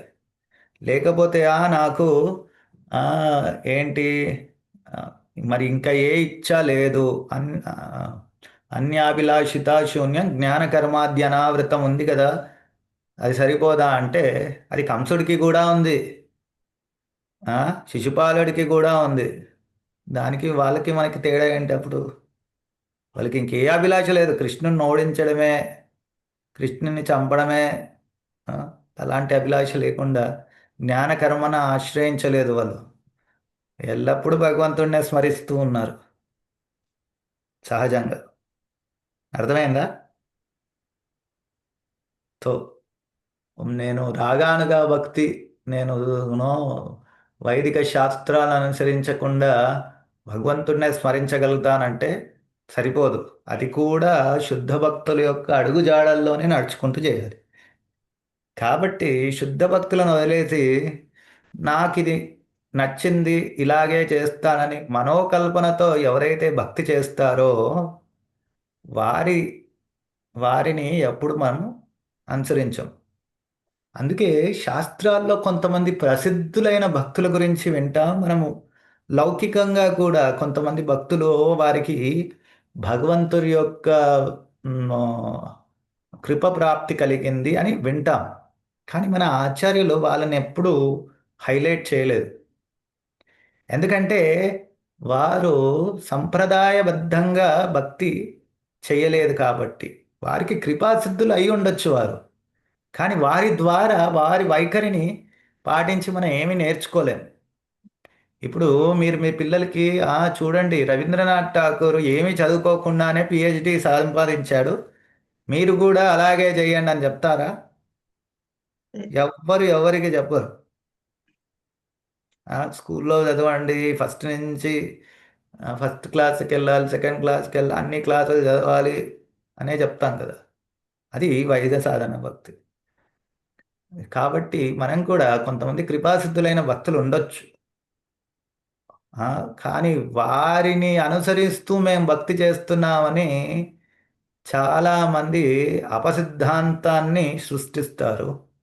వాళ్ళని అపధర్మాలు ఆ, లేదా మనకి ఆ, ఏమంటారు, అపసిద్ధాంతాల ఫాలో అవుతున్నారని మనం చెప్తాం. కానీ వారు ఈ యొక్క కృపాసిద్ధులైన భక్తుల్ని ముందు పెట్టుకొని చాలా చాలా మన ఇందాక భావభక్తి ప్రేమ భక్తి అంటే ఏంటంటే మాతాజీ గారు చెప్పారు కదా, భావాన్ని కలిగి ఉండడం. అది సహజసిద్ధమైన డెఫినేషన్ కాబట్టి అందరికీ తెలుసు. నిర్వచనం అట్లాగే ఉంటుంది కదా సహజంగా. దాన్ని బాగా వాళ్ళు నో ప్రాక్టీస్ చేస్తారు. సినిమాల్లో సీరియల్లో చేసిన వారికన్నా వీళ్ళ నటన అద్భుతంగా ఉంటుంది. మనకి భగవంతుడి పట్ల ప్రేమ లేదు కాబట్టి మనం చాలా ఈజీగా వాళ్ళని చూసి మోసపోతాం. అరే, వీళ్ళు కూడా చాలా చాలా ఉన్నత శ్రేణి భక్తులే అని అనుకుంటాం. ఎలా అయితే మీకు బంగారం గురించి, బంగారం యొక్క లక్షణాలు తెలియకపోతే బంగారం, శుద్ధ బంగారం కొనడం ఎంత కష్టమో ఇవాళ. అన్నీ ఎక్కడైతే మంచి షాప్ ఉంటుందో దాని పక్కనే రోల్డ్ గోల్డ్ షాపులు బోలెడు ఉంటాయి. ఏది శుద్ధమైందో ఏది అశుద్ధమైందో మనం తెలుసుకోలేం మీకు దాని లక్షణం తెలియకపోతే బంగారం. అలాగే మీకు భక్తి, శుద్ధ భక్తి యొక్క లక్షణాలని పరిపూర్ణంగా తెలుసుకోకపోతే ఇలాగే రోల్డ్ గోల్డ్ అమ్మే వాళ్ళు ఎలా అయితే పక్కన ఉంటారో, మనము ఓ మథుర బృందావనంకి వెళ్తే మనకి భక్తి లభిస్తుందని బృందావనంకి వెళ్తే అక్కడ చుట్టూరు చాలా అపసిద్ధాంతాలు చెప్పడే వ్యక్తులు చాలా ఉన్నారు. అందుకే భక్తి సిద్ధాంత సరస్వతి ఠాకూరు ఏమన్నారంటే, వారందరినీ ఉద్దేశించి ఇది రాధాకుండ కాదు, దీన్ని నరకకుండం చేసేశారు వీళ్ళు. ఎందుకంటే అక్కడికి వెళ్ళగానే ఎవరో ఒకరు పట్టేసుకొని వాళ్ళు మాట్లాడే మాటలు ఎలా ఉంటాయంటే, ఒకసారి ఒక మాతాజీ నాకు చెప్పారు, ఇక్కడికి బరసానాకి వెళ్ళారంట. వాళ్ళందరూ నృత్యం చేసి మ్, కొద్దిగా అలసిపోయి ఒక మూలకు కూర్చుంటే ఒక వ్యక్తి తన దగ్గరికి వచ్చేసి ఇట్లా బాబాజీ రూపంలో వేషం వేసుకొని, ఎందుకు మీరు భగవంతుడికి నృత్యం చేస్తున్నారు? మీరు భగవంతుడికి నృత్యం చేస్తే మీ కాళ్ళు నొప్పి పడతాయి కదా, అప్పుడు స్వయంగా రాధారాణి మరియు కృష్ణులు వచ్చి మీకు సేవ చేయవలసి వస్తుంది. కాబట్టి ఇంతలా మీరు నృత్యం చేయకండి అని ఆయన అది సన్న గొంతుతో చాలా అట్రాక్ట్ అయ్యే విధంగా మాట్లాడారు. ఆ మాతాజీ తర్వాత యాత్ర తర్వాత వచ్చి నేను అక్కడికి ఎందుకో వెళ్ళాను, అప్పుడు కార్తీక మాసంలోనే అనుకుంటేది. వెళ్తే ఆవిడ నాకు చెప్పారు, చెప్తే ఇలా చాలామంది చెప్తూ ఉంటారు అవన్నీ అపసిద్ధాంతాలు. మనకి చైతన్య మహాప్రభులు వారు ఇచ్చిన ఆదేశం ఏంటి? భగవంతుడి యొక్క నామ జపనం చేయి, భగవంతుడి యొక్క నామ కీర్తన చేయి. భగవంతుడే స్వయంగా వచ్చి ఇది చెయ్యరా నాయనా అని చెప్తే అది వదిలేసి మన యొక్క మనోకల్పనలో ఎవరు వారు సృష్టించిన నియమాలని మనం పాటిస్తూ పోతే అప్పుడు మనకి రాగభక్తి కాదు కదా. దాని నుంచి వాళ్ళందరూ తర్వాత ఇంద్రియ తృప్తియే చేస్తారు. అక్కడ బాబాజీ వేషాలు వేసుకొని రూపం వేసుకొని వెళ్ళిన వాళ్ళు చాలామంది తర్వాత ఇంద్రియ తృప్తికి అలవాటు పడిన వాళ్ళు చాలా బోలెడు మంది ఉన్నారు. కాబట్టి ఇక్కడ ఏదైతే వర్ణించారో అది చాలా చాలా నిగూఢమైనది, ఆ, రహస్యమైనది. భక్తిలో అత్యంత సీక్రెట్ విషయం ఏమిటంటే శుద్ధ భక్తులని ఆశ్రయించట, కేవలం వాడి అడుగుజాడల్లో అలాగే నడుచుకుంటూ ముందుకు వెళ్ళడం. సో ఇది చాలా గంభీరపూర్వకమైన విషయం. కాబట్టి మన యొక్క ఆచార్యులు వారి యొక్క జీవన శైలి ఏంటి, వారు మనకిచ్చిన ఆదేశాలు ఏంటి, అవి తూచా తప్పకుండా అలాగే పాటించాలి. అప్పుడప్పుడు మనం టీవీల్లో న్యూస్లో ఎవరో బృందావనంలో చాలా చాలా ఉన్నత శ్రేణి భక్తులంట అని వింటాం. వారి యొక్క వారు విన్నప్పుడు వారిని దర్శించినప్పుడు మనం వారికి ప్రణామాలు చేసి ఆశీర్వాదం తీసుకోండి. కానీ వారిని వినాల్సిన అవసరం లేదు. ఎందుకంటే వారు భక్తులు కావచ్చు, సంప్రదాయ ఆచార్యులు కాదు వారు. వారికి భగవంతుడి యొక్క కృప లభించినా కూడా ఇది నేను పాజిటివ్గా చెప్తున్నాను చాలా. అందులో సగానికి కన్నా ఎక్కువ మంది కేవలం నటించే వాళ్ళే ఉంటారు. తర్వాత పెద్ద స్కాండిల్ బయటికి వస్తుంది. ఎందుకు? భక్తి మార్గం చాలా చాలా విలువైనది. విలువైన సమయాన్ని అంతకన్నా ఎక్కువ భగవంతుడి పట్ల మనకున్న శ్రద్ధని మనం పెంపొందించే విధంగా భక్తి చేయాలి. కానీ ఒక్కసారి ఇలాంటి వారిని చాలామంది ఇస్కాన్ భక్తులు కూడా ప్రభుపాదులు ఇచ్చిన మార్గాన్ని వదిలేసి జీవన శైలిని వదిలేసి వీళ్ళని పట్టుకొని వెళ్ళారు. ఆ తర్వాత వారి వారి ఆశ్రమంలో ఏదో ఒక పెద్ద స్కాండిల్ చూసి ఇంకా భక్తి పట్లనే వాళ్ళకి పూర్తిగా నమ్మకం పోయింది. ఉం? మన ఏమీ నేనేమి ఇక్కడ కూర్చొని హామీ ఇవ్వట్లేదు ఇస్కాన్లో ఇలాంటివి ఏవీ జరగవని. కానీ మన ఆచార్యులు ఇచ్చిన ఉపదేశం ఏంటి, మనకి నిబంధన ఏంటి? ఎవరైనా అలా చేస్తే వెంటనే వారిని అన్ని విధాల పదవుల నుంచి తొలగించాలని, అది మనకు రూల్. మన ఆచరణ సరిగ్గా లేకపోవచ్చు, కానీ మన యొక్క నియమ నిబంధనలు ఎవరైతే ఆచార్యులు ఇచ్చారో అవి పక్కాగా ఉన్నాయా లేవా? ఎలా అయితే ఒక దేశంలో కొంతమంది తప్పులు చేయొచ్చు, కానీ వారి యొక్క కాన్స్టిట్యూషన్ ఏదైతే ఉందో అది సక్రమంగా ఉంటే దానికి అనుగుణంగా అన్నీ వాటంతట అవే మళ్ళీ మనము సరిదిద్దుకోవచ్చు. నీకు కాన్స్టిట్యూషనే లేకుండా నువ్వు ఎలా పడితే అలా చేస్తే ఎవరు ఏది చేసినా అది కరెక్టే అవుతుంది. ఒక సీనియర్ భక్తులు చెప్పారు, ఒక దగ్గర జగన్నాథ్పురి దగ్గరే ఎవరో ఒక మఠాధీశుడు అంటారు, ఆయన ఎవరో ఒక స్త్రీతో అలా మైథున సాంగత్యం చేస్తూ దొరికిపోయాడు.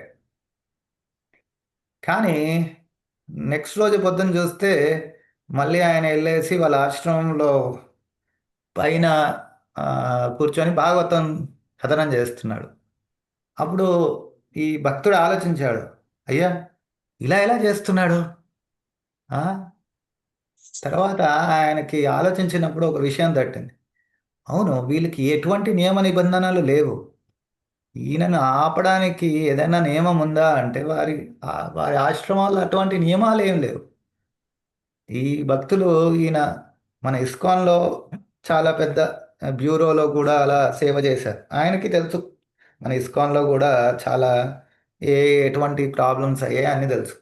కానీ మనకి మన ఆచార్యులు ఇచ్చిన నియమ నిబంధనలు ఉన్నాయి. వాటి ద్వారా మనము ఇలాంటివి చేసిన వాళ్ళు ఉన్నత భక్తులు కాదు అని తెలుసుకోవచ్చు. ఆ నియమ నిబంధనలతో వాళ్ళని పక్కన పెట్టి వేరే వాళ్ళని ఆ సేవ ఇచ్చి ముందుకు వెళ్ళడానికి ప్రయత్నించవచ్చు. భౌతిక జగత్ అంటేనే ఎవరైనానూ పతనం చెందవచ్చు. కానీ పతనం చెందిన తర్వాత కూడా వారు నేనేమి తప్పు చేయలేదు, నా మార్గాన్ని అందరూ అనుసరించండి అంటే అదొక అపసిద్ధాంతం అవుతుంది. అపసిద్ధాంతం అన్నిటికన్నానూ చాలా చాలా డేంజరస్. అటువంటి అపసిద్ధాంతాలకి తావు లేకుండా మనం భక్తిలో ముందుకు వెళ్ళాలంటే ఈ భక్తి రసామృత సింధుని పరిపూర్ణంగా ఆశ్రయం తీసుకోవాలి. ఇక్కడ ప్రభుపాదుల వారు చెప్పిన ప్రతి ఒక్క మాట, ప్రతి ఒక్క సెంటెన్స్ చాలా చాలా విలువైంది మనకి భక్తిలో పురోగతి సాధించాలంటే. అర్థమైందా? హరే కృష్ణ. మాతాజీ చదవండి.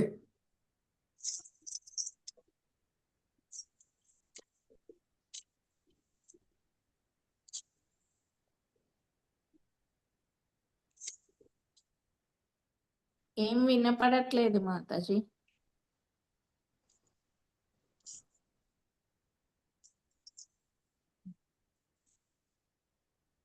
హరే కృష్ణ ప్రభుజీ. ఆ, ఇక్కడ గోపికల కామ ప్రవృత్తి ఎట్టి సంభోగ సంపమును సూచింపదు. ఈ కామ ప్రవృత్తి భక్తునకు శ్రీకృష్ణునితో గల ఒక ప్రత్యేక సంబంధమును మాత్రమే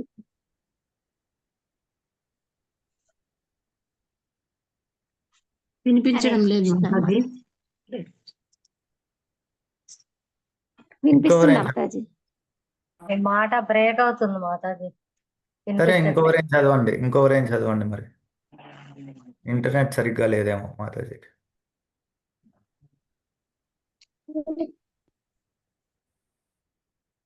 హరే కృష్ణ. హరే కృష్ణ ప్రభుజీ. చదవండి మాత. ఇక్కడ గోపికల కామ ప్రవృత్తి ఎట్టి సంభోగ సంపర్కమును సూచింపదు. ఈ కామ ప్రవృత్తి భక్తునకు శ్రీకృష్ణునితో గల ఒక ప్రత్యేక సంబంధమును మాత్రమే సూచించునని శ్రీల రూప గోస్వామి వివరించెను. ప్రతి భక్తుడు తాను సిద్ధ స్వరూపములో భగవంతుని పట్ల సహజ ఆకర్షణను కలిగి ఉండును. అట్టి ఆకర్షణయే కొన్నిసార్లు భక్తుని కామవృత్తిగా వర్ణింపబడును. ఒక ప్రత్యేక సామర్థ్యముతో భగవంతుని సేవింపవలెనను భక్తుని వాంఛయే కామము. అట్టి వాంఛ భగవానుని అనుభవించవలెనను వాంఛకు వలె పైకి కనిపించవచ్చును. కానీ నిజమునకు ఆ రకమైన సామర్థ్యముతో భగవంతునికి సేవింప యత్నించుటయే అతని అభిమతము. ఉదాహరణకు ఒక భక్తుడు దేవాది దేవునితో ఒక గోపాలక మిత్రునిగా సాంగత్యము చేయవలనని వాంఛింపవచ్చును. అతడు గోవులను కాచుటలో భగవంతునికి సహకరించవలనని మాత్రమే వాంఛించును.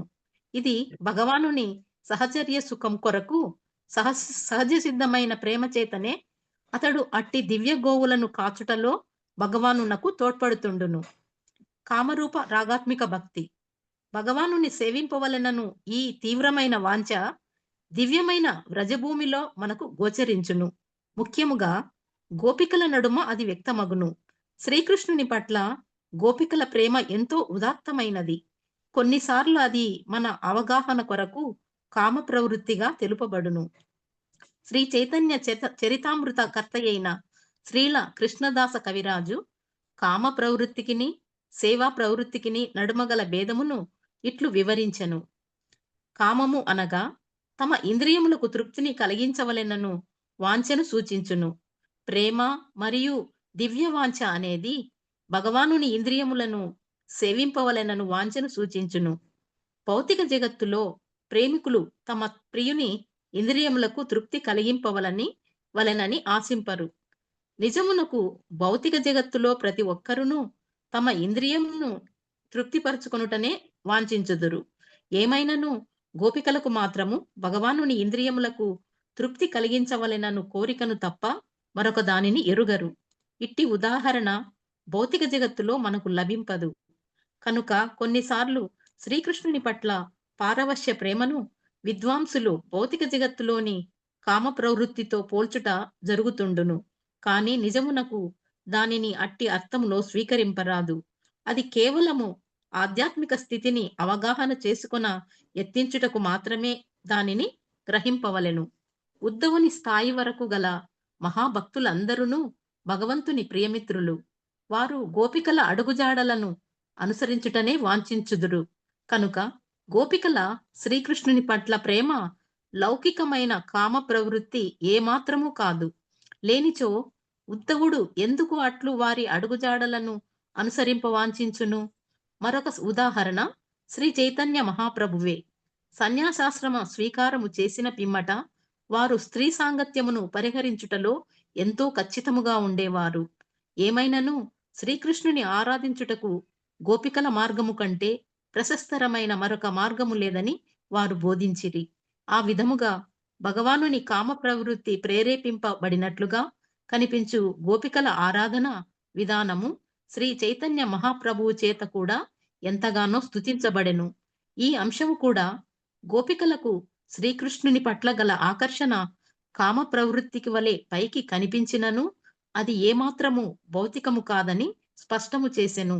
ఒకరు పూర్తిగా ఆధ్యాత్మిక స్థితిలో నెలకొనినను తప్ప ఇతరులు గోపికలకు శ్రీకృష్ణునితో గల సంబంధమును అవగాహన చేసుకొనుట ఎంతో కష్టము.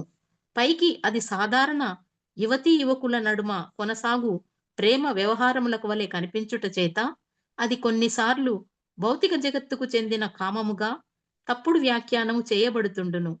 దురదృష్టవశాత్తు గోపికలు మరియు శ్రీకృష్ణునకు నడుమ గల దివ్య ప్రేమ లీలల తత్వమును గ్రహింపలేని వారు గోపికా కృష్ణుల ప్రేమను భౌతిక కార్యకలాపములుగా భావిస్తుందురు.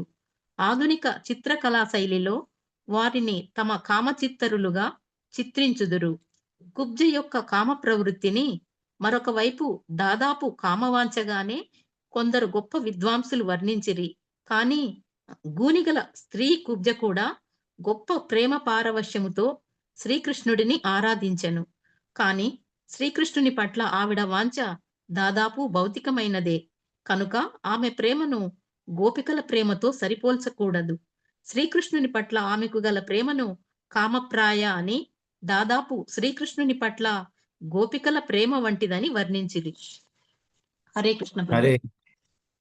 ఇక్కడ రాగానుగా భక్తిలో కామరూప మరియు సంబంధ రూప అని రెండు విధాలుగా వర్ణించారు. ఎందుకంటే సంబంధ రూప అనేది సాధారణంగా అన్ని వర్గాల వారికి సంబంధించింది. ఎవరైతే భగవంతుడి పట్ల ఎటువంటి సంబంధమును వారు దృఢంగా ఎటువంటి సంబంధంలో అయినా భగవంతుడి పట్ల సహజ ఆకర్షణ కలిగి ఉంటే అది సంబంధ రూప రాగానుగా సేవలో అవుతుంది. కానీ దానిని మరి ఇంకా బలపరుస్తూ అది కామరూప విధంగా దాల్స్తే అప్పుడు గోపికల యొక్క మనోభావాలను వర్ణిస్తూ ఇక్కడ ఏదైతే చెప్పారో అది పేరుకి కామం అంటే మనకి భౌతిక పరంగా తన యొక్క ఇంద్రియ తృప్తి గురించి ఆలోచిస్తే అది కామం అవుతుంది కదా అని అనుకోవచ్చు. కానీ ఇక్కడ కృష్ణదాస్ కవిరాజ్ గోస్వామి గారు చైతన్య చరితామృతంలో వర్ణించినట్టు ఆత్మేంద్రియ ప్రీతివాచ ధరే బలికామ అంటే తన యొక్క ఇంద్రియాల తృప్తి కోసం ఆలోచిస్తే దానిని కామ అంటారు. కృష్ణేంద్రియ ప్రీతివాచ ధరే ప్రేమనామ అంటే కృష్ణుడి ఇంద్రియాలకి ప్రీతి కలిగించాలి అని ఆలోచిస్తే అది ప్రేమ అవుతుంది అని. అయితే ఇది కామరూప ఎందుకన్నారంటే అది సహజ సిద్ధంగా కృష్ణుని వాళ్ళు మానవ రూపంలో చూస్తూ ఎలా అయితే సంబంధాలలో మనకి ఆ కామాన్ని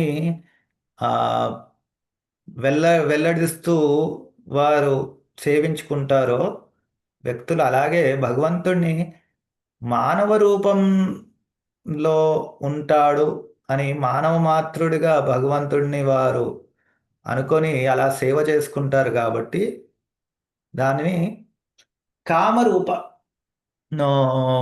రాగానుగ భక్తిగా పరిగణించారనమాట. దీని గురించి ఇంకా చాలా చాలా సూక్ష్మంగా వర్ణించాలి అంటే మనకు కూడా కొంచెము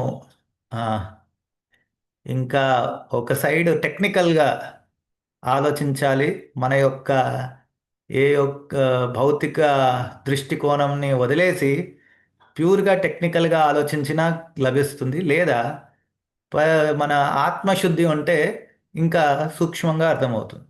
ఇక్కడ ఇంకో ఆ, వ్యాఖ్యానం చేశారు కుబ్జాదేవి గురించి. ఆవిడ తన సర్వస్వమును భగవంతుడికి అర్పించారు. తనకు తెలిసినను ఇప్పుడు ఆమె కృష్ణుడికి సేవ చేస్తే తర్వాత కంసుడు తనను బంధించినైనవచ్చు, లేదా మరణశిక్ష కూడా వేయించవచ్చు. అయినా ఆమె వెనుకాడకుండా భగవంతుడి కృష్ణుడికి సేవ చేశారు. కానీ ఆవిడ భగవంతుడి పట్ల ఆవిడకున్న రాగాన్ని తర్వాత ఆవిడకి భగవంతుడు ఎప్పుడైతే అందరికన్నా మథురాలో ఉన్న ఆ, ఎవరైతే గోపికలందరూ ఉంటారు కదా, మథురాలో ఉన్న వ్యక్తులందరిలో ఆవిడ అత్యంత సుందరమైన రూపాన్ని ఆవిడకి భగవంతుడు ప్రసాదించాడు. అప్పుడు ఆ రూపం ఆమె దాల్చిన తర్వాత భగవంతుడిని కూడా ఆమె కామ రూపంలో భగవంతుడిని చూడడం మొదలుపెట్టారు. అది వరకు తన దగ్గర ఉన్నదేంటి, తన మంచి చందనము మాలలు ఉంటే అవి భగవంతుడికి ఇవ్వాలి. తనకి ఇప్పుడు సుందర రూపం ఉంది కూడా, దాన్ని కూడా భగవంతుడి సేవలోనే నేను పెట్టుకోవాలని ఆలోచించారు. కానీ ఆవిడ భక్తి సాధారణ భక్తిగా, ఇది కామప్రాయ అంటే సాధారణ ఆ, అంటే ప్రేమ భక్తిలో కూడా అది సాధారణ రూపమైన ఆ, భక్తిగా పరిగణించారు. ఎందుకంటే ఆవిడ భక్తిలో కొంచెం రసాభాసం కూడా ఉంటుంది.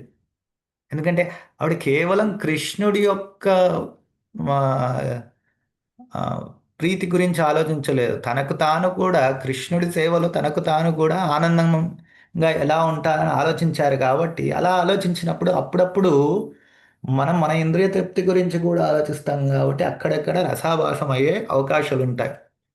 ఎలా అయితే ఆవిడ కృష్ణుడు తన యొక్క సహోదరుడితో బలరాముడితో ఉన్నాడని కూడా గ్రహించకుండా ఆయన దగ్గరికి వెళ్ళి ఆ, తన యొక్క చూపులని, ఆ వైఖరిని కామప్రదంగా ఆవిడ వ్యక్తం చేశారు. అది కరెక్ట్ కాదు. తనకన్నా ఎవరైతే పెద్దవాళ్ళు ఉంటారో వారి ముందు అలా కామప్రాయంగా వైఖరి సరైంది కాదు. వారు లేనప్పుడే చేస్తారు. కాబట్టి ఆవిడ అలా చేశారు. కాబట్టి ఆచార్యులు వర్ణించి చెప్తారు, ఆవిడికి ఇంద్రియ తృప్తి చేయాలి భగవంతుడితో అని ఎక్కడో దగ్గర చిన్న ఆశ ఉంది. కాబట్టి ఇలా ఆవిడ భగవంతుడితో వ్యక్తపరిచిన సేవ, ఆవిడ భగవంతుడితో వ్యక్తపరిచిన అది రస ఆభాసం అయ్యింది అక్కడ చోట్ల. ఆవిడని అనుసరించకూడదు. రాగాత్మిక భక్తులంటే గోపికలనే అనుసరించాలని ఇక్కడ విశ్లేషించారనమాట. ఆవిడ చేసిన భక్తిలో ఆవిడ సంపూర్ణ భగవంతుడికి ఆవిడ సంపూర్ణంగా తనని తాను అర్పించుకున్నారు. అది మనము హర్షించదగిన విషయము. అది మనం పూజించదగిన విషయం ఆవిడలో. కానీ ఆవిడ తనకు తాను ఎవరిని ఆశ్రయించకుండా, ఇప్పుడు గోపికల్లో అందరూ రాధాదేవిని ఆశ్రయిస్తారు, లేకపోతే ప్రముఖ 8 గోపికలు ఉన్నారు. రాధాదేవికి ఉన్న 8 గోపికలు కాదు, 8 వర్గాల గోపికలు ఉంటారు. రాధాదేవి, చంద్రావళిదేవి, పద్మాదేవి, శైవ్య, ఇట్లా 8 మంది ఉంటారు. ఆ 8 వర్గాల గోపికల్లో ఎవరినో ఒకరిని ఆశ్రయిస్తే అప్పుడు భగవంతుడికి ఎలా సేవ చేసుకోవాలో తెలుసు. కానీ నేను చేసేస్తాను అని ఆవిడ తన ఒక సపరేట్గా ఆవిడ చేయాలనుకుంది. కాబట్టి ఆవిడ అక్కడ ఇంకా అంత ఉన్నత శ్రేణికి వెళ్ళినను, భగవంతుడికి ఆ ప్రేమ ఉన్నను, అక్కడ కూడా ఇంకా సూక్ష్మంగా విభేదం ఉంటుంది. అది ఇక్కడ వర్ణించారు. నేను ఇదివరకు చెప్తుంది కూడా అదే. భగవంతుడి కృప లభించినను కూడా మనం ఇంకా పర్ఫెక్ట్ అయినట్టు కాదు. ప్రేమ భక్తిలోకి వెళ్ళినను కూడా అప్పటికి కూడా ఎవరైనా భగవంతుడికి రాగాత్మిక భక్తులు భగవంతుడు నిత్య సిద్ధ భక్తులు ఎలా అయితే సేవ చేస్తారో వాళ్ళలాగా సేవ చేస్తేనే ఎల్లప్పుడూ మనం పర్ఫెక్ట్గా ఉంటాం. లేకపోతే మళ్ళీ మన భౌతిక దృష్టికోణం నుంచే సేవ చేస్తాం భగవంతుడు. అది భగవంతుడికి ఆ, ఏంటి స్ఫూర్తిని కలిగించదు. భగవంతుడికి అది నచ్చదు. అతో ఏదో సంభాషించడానికి భగవంతుడు ఉండొచ్చు. మనం కూడా బయట ఎవరైనా కొంతమంది బంధుగణాల దగ్గరికి వెళ్తాం. ఏదైనా ఒక మ్యారేజ్లో అక్కడికి ఇక్కడికి వెళ్ళినప్పుడు కొంతమంది సంపాదించే విధానం మనకు నచ్చదు. కానీ అందరితో ఉన్నప్పుడు వాళ్ళ మధ్యలో కూర్చుంటాము. ఏదో కొద్దిగా మనము ఆస్టెరిటీ తీసుకొని కొంచెం సేపు ఉండేసి బయటికి వచ్చేస్తాం. కానీ మనకి మిక్కిలి ప్రియమైన వ్యక్తులైతే ఎంతసేపు ఉన్నానో ఎన్ని రోజులు ఉన్నాను మాట్లాడినా మనకి చాలా సహజ సిద్ధంగానే మనకు నచ్చుతుంది.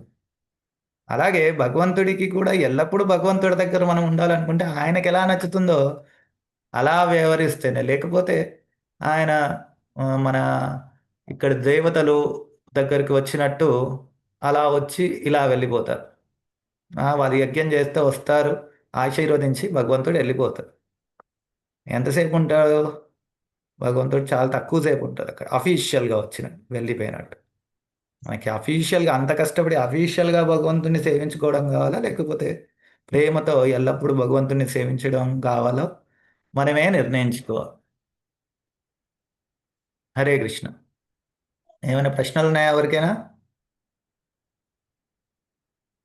లేకపోతే నెక్స్ట్ అధ్యాయం మొదలు పెడదాం.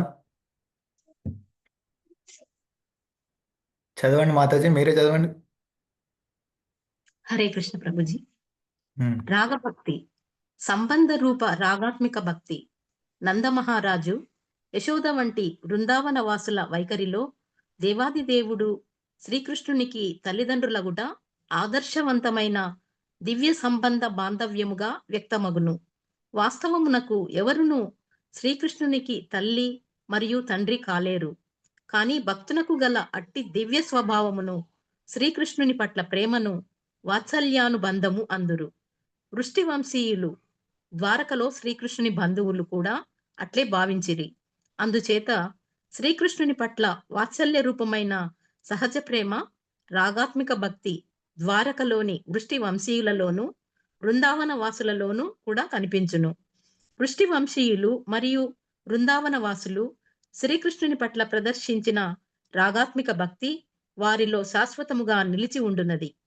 వైదిక విధి నియమాలను అనుసరించు భక్తియుక్త సేవలో ఇట్టి ప్రేమను గూర్చి ప్రస్తావించనవసరము లేదు. భక్తి పరిణత దశలో అది సహజముగానే పెంపొందవలెను. రాగానుగ హరే సాధన కృష్ణ. భక్తి. హరే కృష్ణ. ఈ విషయం ఏదైతే ఉందో, ఇప్పుడు మనం ఎందుకు చర్చిస్తున్నాం రాగానుగ సాధన భక్తి గురించి అంటే ఇక్కడ విశ్లేషించి చెప్పారు. భక్తి మొదటి దశలలో అది మనకి ఇంకా పెంపొందించి ఉండదు కాబట్టి దాని గురించి అప్పుడు డిస్కస్ చేస్తే దానివల్ల ఫలితం ఏమి ఉండదు. ఒకసారి భక్తి పరిపూర్ణంగా మనం పెంపొందించుకున్నప్పుడు అప్పుడు మనకి ఆ విధులన్నీ సరిగ్గా సక్రమంగా మనము పాటించిన తర్వాత ఒక సిద్ధి ఏదైతే వస్తుందో దానిలో అప్పుడు ప్రేమ గురించి మనము విశ్లేషించి చెప్తే దానికి ఒక అర్థం ఉంటుంది. అందుకే ప్రభుపాదుల వారు ముఖ్యంగా తన యొక్క ఎక్కడైతే తాను ఆ, సంభాషించారో ఆ, ముఖ్యంగా అందరూ కామన్ ఆడియన్స్కి అంటే అన్ని రకాల వ్యక్తులు ఉన్న దగ్గర సంభాషించారు. అప్పుడు తను కూర్చొని ఈ కథాకారులకు వాళ్ళు చెప్పినట్టు ఏదో భగవంతుడి ప్రేమ గురించి ఇలా అలా చెప్తూ రాగాలు తీస్తూ పాటలు పాడుతూ చెప్తే దానివల్ల పెద్ద లాభం ఎవరికి ఏముండదు. ప్రభుపాదుల వారు ఎక్కువ ఏం చెప్పారు, నువ్వు ఈ దేహం కాదు, నువ్వు ఆత్మవి. ఆత్మవి కాబట్టి ఆత్మకి సంబంధించిన కొన్ని సేవలు చేయాలి, విధులను పాటించాలి. ఆ విధిపూర్వకంగా భగవంతుడిని సేవించుకో, మందిరంకి రా, మందిరంలో భగవంతుడికి సేవలు చేయని వైది సాధనా భక్తి గురించి విశ్లేషించి చెప్పారు. కాబట్టి ఎవరైతే ఆమ్, మొదటి దశలలో ఉంటారో వారికి వైది సాధనా భక్తి గురించి విశ్లేషించి చెప్తేనే వాళ్ళు ముందుకు వెళ్ళగలుగుతారు. ఆ ముందుకు వెళ్ళిన తర్వాత ఈ భావభక్తి ప్రేమ భక్తి గురించి కొంచెం సేపు చెప్తే వాళ్ళు సక్రమంగా ముందుకు వెళ్ళిపోతారు. అది వదిలేసి మనం ఎల్కేజీ యూకేజీలో ఉన్న వాళ్ళకి నీకు ఐఐటి నేర్పిస్తా అనేసి అక్కడే నువ్వు అన్ని ఫార్ములాస్ ఇప్పటి నుంచే బట్టి కొట్టేసే అని చెప్తే ఉన్నది ఉంచుకుంది రెండు పోతాయి అంటారు కదా. అలాంటి పరిస్థితే అందరికీ అవుతుంది. అందుకే ఎవ్వరూ శుద్ధ భక్తుల్ని తయారు చేయలేదు. ఇన్నేళ్ళు భారతదేశంలో ఉండి కూడా ప్రభుపాదుల వారు విదేశంలో ఉండి విదేశాలకు వెళ్ళి హిప్పీస్ అంటే మనం ఊహాగణాలకి అందని అంత దిగజారిన వ్యక్తులను కూడా మార్చడమే కాకుండా మనకి ఆచార్యులుగా తయారు చేసి మనకి వాళ్ళ భక్తి గురించి వాళ్ళు చెప్తున్నారు. అలా తయారు చేశారు. అది శక్తి, భగవద్భక్తి శక్తి. ఈ ఇప్పుడే కాదు, ఇంకో 1000 సంవత్సరాల వరకు కూడా అలా చేసిన వ్యక్తులను చూపిస్తే అప్పుడు మనము ప్రభుపాదుల ఆశ్రయం వదిలేసి వాళ్ళ దగ్గరికి వెళ్ళొచ్చు. ఇప్పుడు కూర్చొని అందరూ కొద్దిగా భక్తి పట్ల శ్రద్ధ, ప్రభుపాదుల వారు శిష్యులందరూ అంత కష్టపడి వాళ్ళ దేశాలు వదిలేసి వచ్చి పుస్తక వితరణ చేసి భక్తి గురించి చెప్పి అందరినీ ఈ మురికిలో నుంచి బయటికి తీసుకొచ్చి స్నానం చేసి నిలబెట్టిన తర్వాత వాళ్ళని కూర్చోబెట్టి మంచిగా 4 మంచి మాటలు చెప్పడము అంత పెద్ద విషయం ఏం కాదు. అది మంచి పని అయినప్పటికీ దానికి ఒక ఆచార్యులు చేసిన పనికి పొంతన లేదు. వారిని మన ఆచార్యులతో సమానంగా ఎప్పుడు సరితూ సరితూగలేరు వారు. ఎందుకు నేను ఇంత ఖచ్చితంగా ఇంత కఠినంగా ఎందుకు మాట్లాడుతున్నానని మీరు అనుకోవచ్చు. ఎందుకంటే ఇది మన భక్తిలో చాలా చాలా ముఖ్యమైన విషయం. ఎవరి ఆశ్రయం నువ్వు తీసుకున్నావని. మనము ఇప్పుడు రేపు పొద్దున మీకు దీక్ష తీసుకున్నాను, మీకు దీక్షా గురువులు ఏం చెప్తారు? నన్న ఆశ్రయం తీసుకోని ఆయన నేను శుద్ధ భక్తుడిని అని ఇస్కాన్లో ఏ గురువు చెప్పరు. అలా చెప్తే ఆయన వదిలేయండి. వాళ్ళు ప్రభుపాదుల వారి శిష్యులుగా వారి యొక్క సేవకులుగా మేము మీకు ఈ దీక్షను ఇస్తాము, మీరు ప్రభుపాదుల వారి పుస్తకాలు చదవండి, ప్రభుపాదుల వారు ఇచ్చిన నియమాల్ని పాటించండి అని చెప్తారు. కానీ అవి పాటించేటప్పుడు కూడా మనకొక్క ఆ, గురువు ఉంటే ఆయనని మనము అడిగి తెలుసుకునే అవకాశం ఉంటుంది. శిక్షా గురు దీక్షా గురువులని. మరియు ఇది ఒక పరంపర. దీక్ష తీసుకోవడము మన లివింగ్ గురు అంటే ఎవరైతే మన కళ్ళ ముందు తిరుగుతున్న గురువు ఆయన దగ్గర నుంచే తీసుకుంటాం. ఎందుకంటే దీక్ష అంటే మనకి దాంట్లో అర్చన విగ్రహ సేవ ఎలా చేయాలో అవన్నీ నేర్పించే వ్యక్తి ఉండాలి. ఆయన స్వయంగా ఆయన నేర్పిస్తాడు, లేకపోతే ఆయన వేరే వాళ్ళని నియమించి మనం చేస్తున్నామా లేదా అని చూస్తూ ఉంటారు. మనం భక్తిలో ముందుకెళ్తున్నాం అలా పర్సనల్గా కూడా మనకి కొంచెము భక్తిలో ఎలా వెళ్తున్నామని గైడెన్స్ ఇచ్చేవాళ్ళు ఉండాలి. శిక్షా గురువులు అలా అవసరం లేదు. మనకి ప్రాథమిక శిక్షా గురువు వచ్చేసి శ్రీల ప్రభుపాదులు వారే. ఎవరైనాను మొట్టమొదట ప్రభుపాదుల వారి పుస్తకాలు చదివితే వారు ఇస్కాన్లో ఉన్నట్టు. లేకపోతే నీకు ఇష్టం వచ్చినట్టు నువ్వు రాసుకొని దీన్నే చదువు, ప్రభుపాదుల పుస్తకం చదవాల్సిన అవసరం లేదంటే వారిని వేరే మఠం పెట్టుకోమనండి. వారి శిష్యులను కూడా అందులోకే తీసుకోవాలండి, వాళ్ళ అట్లా అటాచ్ అయిన వాళ్ళది. అర్థమైందా? హరే కృష్ణ. చదవండి మాత. రాగానుగ సాధన భక్తి. దేవాది దేవుని శాశ్వత భక్తులైన వృష్టి వంశీయుల మరియు బృందావన వాసుల అడుగుజాడలను అనుసరింపదలచు వారిని రాగానుగ భక్తులు అందురు. అనగా వారు అట్టి భక్తుల సిద్ధిని సాధింప యత్నిస్తుండిరని అర్థము. ఈ రాగానుగ భక్తులు భక్తియుక్త సేవలోని విధి నియమాలను ఖచ్చితముగా పాటింపరు. సహజ ప్రవృత్తి చేత వారు నందుడు, యశోద వంటి శాశ్వత భక్తులచే ఆకర్షింపబడి స్వచ్ఛందముగా వారి అడుగుజాడలను అనుసరింప యత్నించుదురు. ఒక ప్రత్యేక భక్తునికి వలె అభివృద్ధిని సాధించవలెననే సంకల్పము క్రమముగా అభివృద్ధి చెందును. ఇట్టి స్థితిని రాగానుగ భక్తి అందురు. అయితే భౌతిక కల్మషముల నుండి విముక్తులైన వారికి తప్ప ప్రజవాసుల అడుగుజాడలను అనుసరింపవలెనను ఆరాటము సాధ్యపడదని మనం ఎల్లప్పుడూ గుర్తుంచుకోవలెను. భక్తియుక్త సేవా విధులను అనుసరించుటలో అనర్థ నివృత్తి అను ఒక దశ వచ్చును. అనగా ఆ దశలో భౌతిక కల్మషములన్నింటి నుండి విముక్తి పొందుట. కొన్నిసార్లు ఒకరు అట్టి రాగానుగ భక్తిని అనుకరించుట కనిపించును. నిజమునకు అతడు అనర్థముల నుండి అనగా అవాంఛనీయ ప్రవృత్తుల నుండి విముక్తిని సాధించి ఉండడు. అట్టి భక్తుడు తాను నందుని, యశోదను లేదా గోపికలను అనుసరిస్తుంటినని ఒకవైపు చెబుతూనే మరొక వైపు అవాంఛనీయమైన భౌతిక కామజీవితము పట్ల ఆకర్షణను కలిగి ఉండు అనేక సందర్భములు కలవు. అట్టి భగవత్ ప్రేమ కేవలము అనుకరణ, దానికి ఎట్టి విలువ ఉండదు. ఒకరు నిజముగా సహజముగానే గోపికల ప్రేమ భక్తి పట్ల ఆకర్షితుడైనచో అతని నడతలో భౌతిక కల్మషం ఏమాత్రమూ కనిపించదు. కనుక ఆరంభములో ప్రతి ఒక్కరూ ప్రామాణిక గ్రంథముల ఆదేశానుసారము, ప్రామాణికుడైన ఆధ్యాత్మికాచార్యుని ఆదేశానుసారము భక్తియుక్త సేవకు సంబంధించిన విధులను ఖచ్చితముగా పాటింపవలెను. భౌతిక కల్మషముల నుండి విముక్తి సాధించిన పిమ్మటనే ఒకరు వృందావనములోని భక్తుల అడుగుజాడలను అనుసరింప వాంఛించుదురు. శ్రీల రూప గోస్వామి ఇట్లు భక్తి రసామృత సింధువు 1.2.294లో తెలిపెను. ఒకరు నిజముగా భవబంధముల నుండి విముక్తి సాధించినచో అతడు వృందావనములోని నిత్య భక్తుని స్మరిస్తూ ఆ భక్తునికి వలె శ్రీకృష్ణుని ప్రేమింపవచ్చును. అట్టి వైఖరిని అలవర్చుకొనుటకు అతడు బృందావనములో నివసించుట అవసరము. కనీసము మానసికముగానైనను బృందావనవాసము చేయవలెను. దీని భావమేమనగా, సాధ్యమైనచో అట్టి భక్తుడు ప్రత్యక్షముగానే వ్రజభూమికి అనగా బృందావనమునకు వెళ్ళి అక్కడ దేవాది దేవుని సేవలో నిమగ్నుడై ఆ పవిత్ర వ్రజ ప్రాంతములోని ఇతర భక్తులను అనుసరింపవలెను. అట్లు ప్రత్యక్షముగా బృందావనములో నివసించుట సాధ్యపడనిచో తానెక్కడ ఉన్నప్పటికీ తాను ఎల్లప్పుడూ బృందావనములో నివసిస్తున్నట్లు ధ్యానించవలెను. నిరంతరము ధామమును గూర్చియే చింతిస్తూ అక్కడ ఒక ప్రత్యేక భక్తుని అనుసరిస్తూ భగవత్ సేవలో నెలకొనవలెను.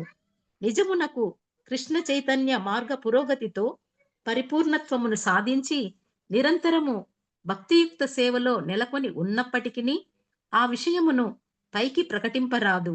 అనగా ఈ భౌతిక శరీరమును కలిగి ఉన్నంత కాలము ఒకరు ఎల్లప్పుడూ కనిష్ట భక్తునికి వలనే కొనసాగవలెను.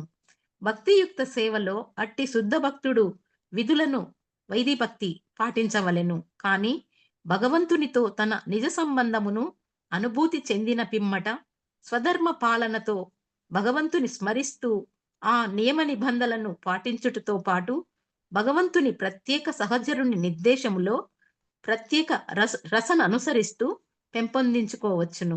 ఈ సందర్భములో మనము సిద్ధ ప్రణాళిగా పిలువబడు ప్రక్రియ విషయములో మనము జాగ్రత్త వహింపవలెను.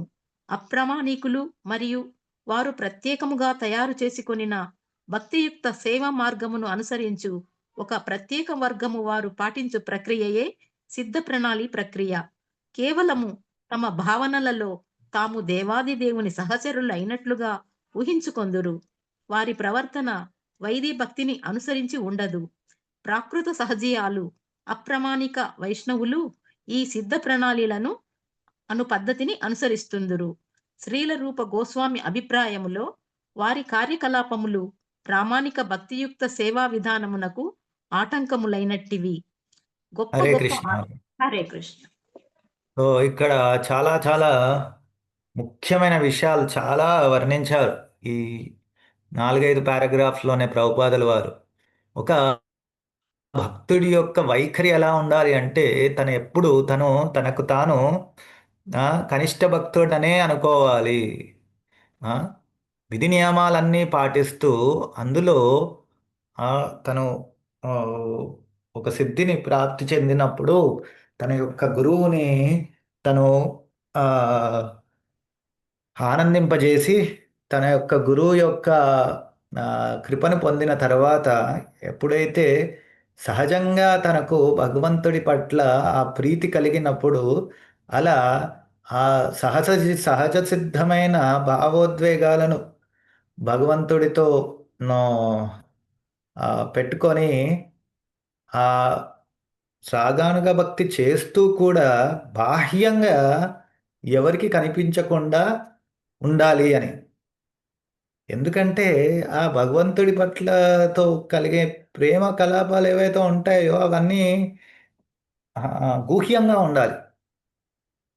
ఒక ఆదర్శమైన సామాజిక వ్యవస్థలో ఎప్పుడూ కూడా భార్యాభర్తలు బయటికి వచ్చినప్పుడు ఆ, ఇప్పుడు ఏమంటారు, పబ్లిక్ డిస్ప్లే ఆఫ్ ఎఫెక్షన్ అని ఒకటి ఉంటుంది. విదేశాల్లో చాలా ఎక్కువగా చూపెడతారు, అందరు ముందే ముద్దులు పెట్టుకోవడం ఇలా. అది ఎక్కడైనా ఒక ఆదర్శవంతమైన సామాజికంలో ఎవ్వరూ చేయరు అలా. అది ఏమంటారు, అలా చేస్తే వాళ్ళని ఉమ్, ఏ ఏ ఏంటి విలువలు లేని వ్యక్తిగా పరిగ పరిగణిస్తారు వాళ్ళని. కాబట్టి ఇవేవైతే వాళ్ళ యొక్క అంతరంగ ఆ, ప్రేమ వ్యవహారాలు ఉంటాయో అవి ఎప్పుడు గూఢంగానే ఉంటాయి. అలాగే భగవంతుడితో ఉన్నవి కూడా గూఢంగానే ఉంటాయి. ఎవరికైనా అలా భగవంతుడి కృప చూపించినప్పుడు కూడా అది వెళ్ళి అందరికీ ఆ, చెప్పాల్సిన అవసరం లేదు. తను కేవలం తన యొక్క ఆ, గురువుతోనూ మరియు ఒకరిద్దరు వ్యక్తులు ఎవరికైతే తన అత్యంత సన్నిహితులో వారు కూడా ఆ స్థితిలో ఉన్న వ్యక్తులైతేనే వారితో వెల్లడిస్తారని. అర్థమైంది కదా? సో ఈ రాగానుగ సాధన భక్తి మరియు భావభక్తి ప్రేమ భక్తిలో ఉన్నప్పుడు మనకి కలిగే మనోభావాలు ఏవైతే ఉంటాయో, మనకి హృదయంలో కలిగే ఏవైతే మ్, స్ఫూర్తి కానీ రావడము, భగవంతుడితో జరిగే సంభాషణ ఏదైతే ఉందో వాటిని కూడా ఎక్కువగా అందరికీ చెప్పకూడదు. ఎందుకంటే అది సహజమే, అది ఆర్డినరీ కాదు.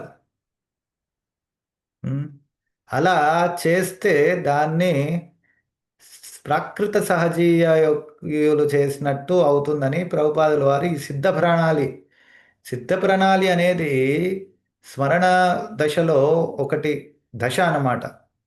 దానిని భక్తి వినోద్ ఠాకూర్ కూడా వర్ణించారు. కానీ ఇప్పుడు పాటించేవారు దానిని కేవలం ఆ, నామమాత్రంగా దానిని తీసుకొని ప్రతి ఒక్కరిని పిలిచేసి, ఇప్పుడు వైది సాధకుల్లో మన భక్తులు ఉంటారు కదా, ఈ గోవర్ధన్లో ఉన్న బాబాజీలు వీళ్ళు చేసేదే ఇది. నేను తీసుకెళ్ళిపోయి ఇప్పుడు కొంచెం నేర్చుకొని తిలకం పెట్టుకున్నాం మనము, చేతిలో జపమాల పట్టుకున్నాము, ఆ, ఆ మెడలో కంటిమాల వేసుకున్నాము, చూడ్డానికి చాలా చక్కగా భక్తులలా కనిపిస్తాము, బయటి వాళ్ళలాగా కాకుండా కొంచెం వైఖరి కూడా మారుతుంది. అప్పుడు అలాంటి వాళ్ళని పట్టేసుకొని, చూడు మీకు ప్రభుపాదుల వారు భక్తి గురించి మొదటి దశల గురించి బాగా చెప్పారు, ఇప్పుడు నేను ఉన్నత దశ గురించి చెప్తాను. ఉమ్, నువ్వు యాక్చువల్లీ భగవంతుడికి కృష్ణుడికి ఒక నెమలివి ఆధ్యాత్మిక జగత్తులో. ఇది నీ యొక్క ఆధ్యాత్మిక రూపము అని రెండు మంత్రాలు చెప్పేసి, ఏవో వాళ్ళు భాగవతంలో ఎక్కడో అక్కడ చదివిన ఒకటి రెండు మంత్రాలు పట్టుకొని అవి నీకు చెప్పేసి, నీకు ఇప్పుడు నీ భౌతిక దేహాన్ని నుంచి నిన్ను ఆధ్యాత్మిక దేహానికి నేను నిన్ను ట్రాన్స్ఫర్ చేస్తున్నాను చెప్తే వినడానికి చాలా బాగుంటుంది. మన మనస్సుకి కూడా చాలా ఆనందం వేస్తుంది. అబ్బో, నేను ఇప్పుడు వెంటనే దూకేశాను కదా, లాటరీ టికెట్ తగిలినంత ఆనందం. రోజు కష్టపడి ఇంత చేస్తే నెలకి ఆ, ఏదో కొన్ని 50,000 లక్షనో 2 లక్షలో ఉంటాయి. ఒకటేసారి 10 కోట్ల లాటరీ తగిలితే ఎలా ఉంటుంది? అలాగే భక్తిలో కూడా వెంటనే నేను అన్నీ వదిలేసి ముందుకు వెళ్ళిపోయానని ఎగురుతూ ఉంటారు. కానీ అదొక బూటకమైన లాటరీ, దానిలో ₹1 కూడా నీకు రాలేదని తర్వాత తెలుస్తుంది. కానీ అప్పుడు ఏంటి, అందరికీ చెప్పావు నాకు పెద్ద లాటరీ వచ్చిందని, దాని తర్వాత రాలేదని చెప్తే ఎలా ఉంటుంది, నేను మోసపోయానని. అలా ఆ అబద్ధాన్ని మింగలేక ఇటు బయటికి కక్కలేక సతమతమై మొత్తం భక్తినే వదిలేసి వెళ్ళిపోవాల్సి వస్తుంది తర్వాత. నేను అందరికీ చూపెట్టాను, నేను ఇప్పుడు సిద్ధ ప్రదానాలు చేస్తున్నాను ఇది అది. మన స్థాయి అది కాదు, అనర్థాలే బయటికి పోలేదు హృదయంలో. ఎలా చేస్తాం? కానీ వాళ్ళు అవన్నీ ఏం పట్టించుకోరు కదా, వాళ్ళకేముంది. నీకు 4 ఇట్లాంటి మంత్రాలు చెప్పి అయితే నీ దగ్గర నుంచి డబ్బులైనా తీసుకుంటారు, లేకపోతే వాళ్ళకి అదొక ఆనందం, అదొక పిచ్చి. కొంతమందికి డబ్బులు కూడా తీసుకోకపోవచ్చు. ఆ పిచ్చిలో మనల్ని కూడా ముంచుతారు, మనం కూడా వెళ్ళిపోతాం. అలాంటి వాళ్ళే ఎక్కువ ఉంటారు. ఇప్పుడు ఎట్లయితే ఒక నిజమైన బంగారం షాప్ ఉంటే దాని చుట్టూ 10, 20, 30, 100 దాకా రోల్డ్ గోల్డ్ షాపులు తయారయ్యాయి. దానికి ఎంత ఎక్కువ విలువ ఉంటే దాని చుట్టూ అన్నీ తయారవుతాయి. అలాగే ఎప్పుడైనా ఒక సిద్ధ భక్తులు వచ్చి ఏదైనా చేస్తే దాని తర్వాత చాలామంది అలా అనుసరించకుండా అనుకరించే వాళ్ళు, ఇమిటేట్ చేసే వాళ్ళు చాలా ఎక్కువ ఉంటారు. వాళ్ళ యొక్క ఆ, మఠాన్ని పెట్టుకొని వారికి దానికి నేనే ఫౌండర్ ఆచార్య అని రాసుకొని అలా చేసేవాళ్ళు చాలామంది ఉంటారు. మన ఇస్కాన్ నుంచి పోయిన వాళ్ళు కూడా ఉన్నారు, వేరే వాళ్ళ సంగతి ఎందుకు. పోయి వాళ్ళు చేసుకొని వేరే సిద్ధాంతాన్ని పాటిస్తూ వేరే వారి దగ్గర నుంచి దీక్షలు తీసుకొని చేసిన వాళ్ళు. దాని ద్వారా ఒకవేళ అందులో ఎవరైనా సాంప్రదాయబద్ధంగా ఆ, ఆచార్యులను పాటిస్తూ చేసేవాళ్ళు ఉంటే వారికి ఏం ప్రాబ్లం లేదు. అలా ఎలా అయితే మనకి ఇతర వైష్ణవ సంప్రదాయాలు ఉన్నాయో అందులో ఉన్న వాళ్ళు వారికి వారు కరెక్ట్ పొజిషన్లోనే ఉన్నారు. కానీ అప్పుడు కూడా ఒకసారి ఒక వైష్ణవ సంప్రదాయంలో దీక్ష తీసుకున్న తర్వాత వేరే వైష్ణవ సంప్రదాయంలో మళ్ళీ దీక్ష తీసుకోకూడదు. అది ఒక ప్రిన్సిపల్. మళ్ళీ అక్కడికి వెళ్ళినప్పుడు వారి నుంచి స్ఫూర్తి తీసుకోవడం, వాళ్ళ క్లాస్ చెప్పినప్పుడు కానీ వాళ్ళు ఏదైనా ఆదేశం ఇస్తే దాన్ని పాటించడం అది వేరే. కానీ మళ్ళీ ఇంకోసారి నువ్వు ఒక్కసారి ఒక ఫ్యామిలీలో పుట్టినప్పుడు మళ్ళీ బాబాయ్ దగ్గరికి వాళ్ళ దగ్గరికి వెళ్ళి నువ్వు 2 నెలలు 3 నెలలు ఉంటే నేను నీ మళ్ళీ పుత్రుడినని మళ్ళీ ఏమైనా అక్కడ ఇంకొక యజ్ఞం చేసి ఏమంటారు దాన్ని, అడాప్షన్ని దత్తత తెలుగులో? దత్తత ఆ ప్రభుజీ. దత్తత. ఆ దత్తతని ఆ, ఒక సంస్కారం ద్వారా చేస్తామా? అప్పుడు తల్లిదండ్రులు ఉండగా అది చేస్తే ఏమవుతుంది? అది వారికి ఇన్సల్టింగ్ కదా. అలాగే ఇలా చాలా భక్తిలో సూక్ష్మమైన విషయాలు అనేకం ఉంటాయి. కాబట్టి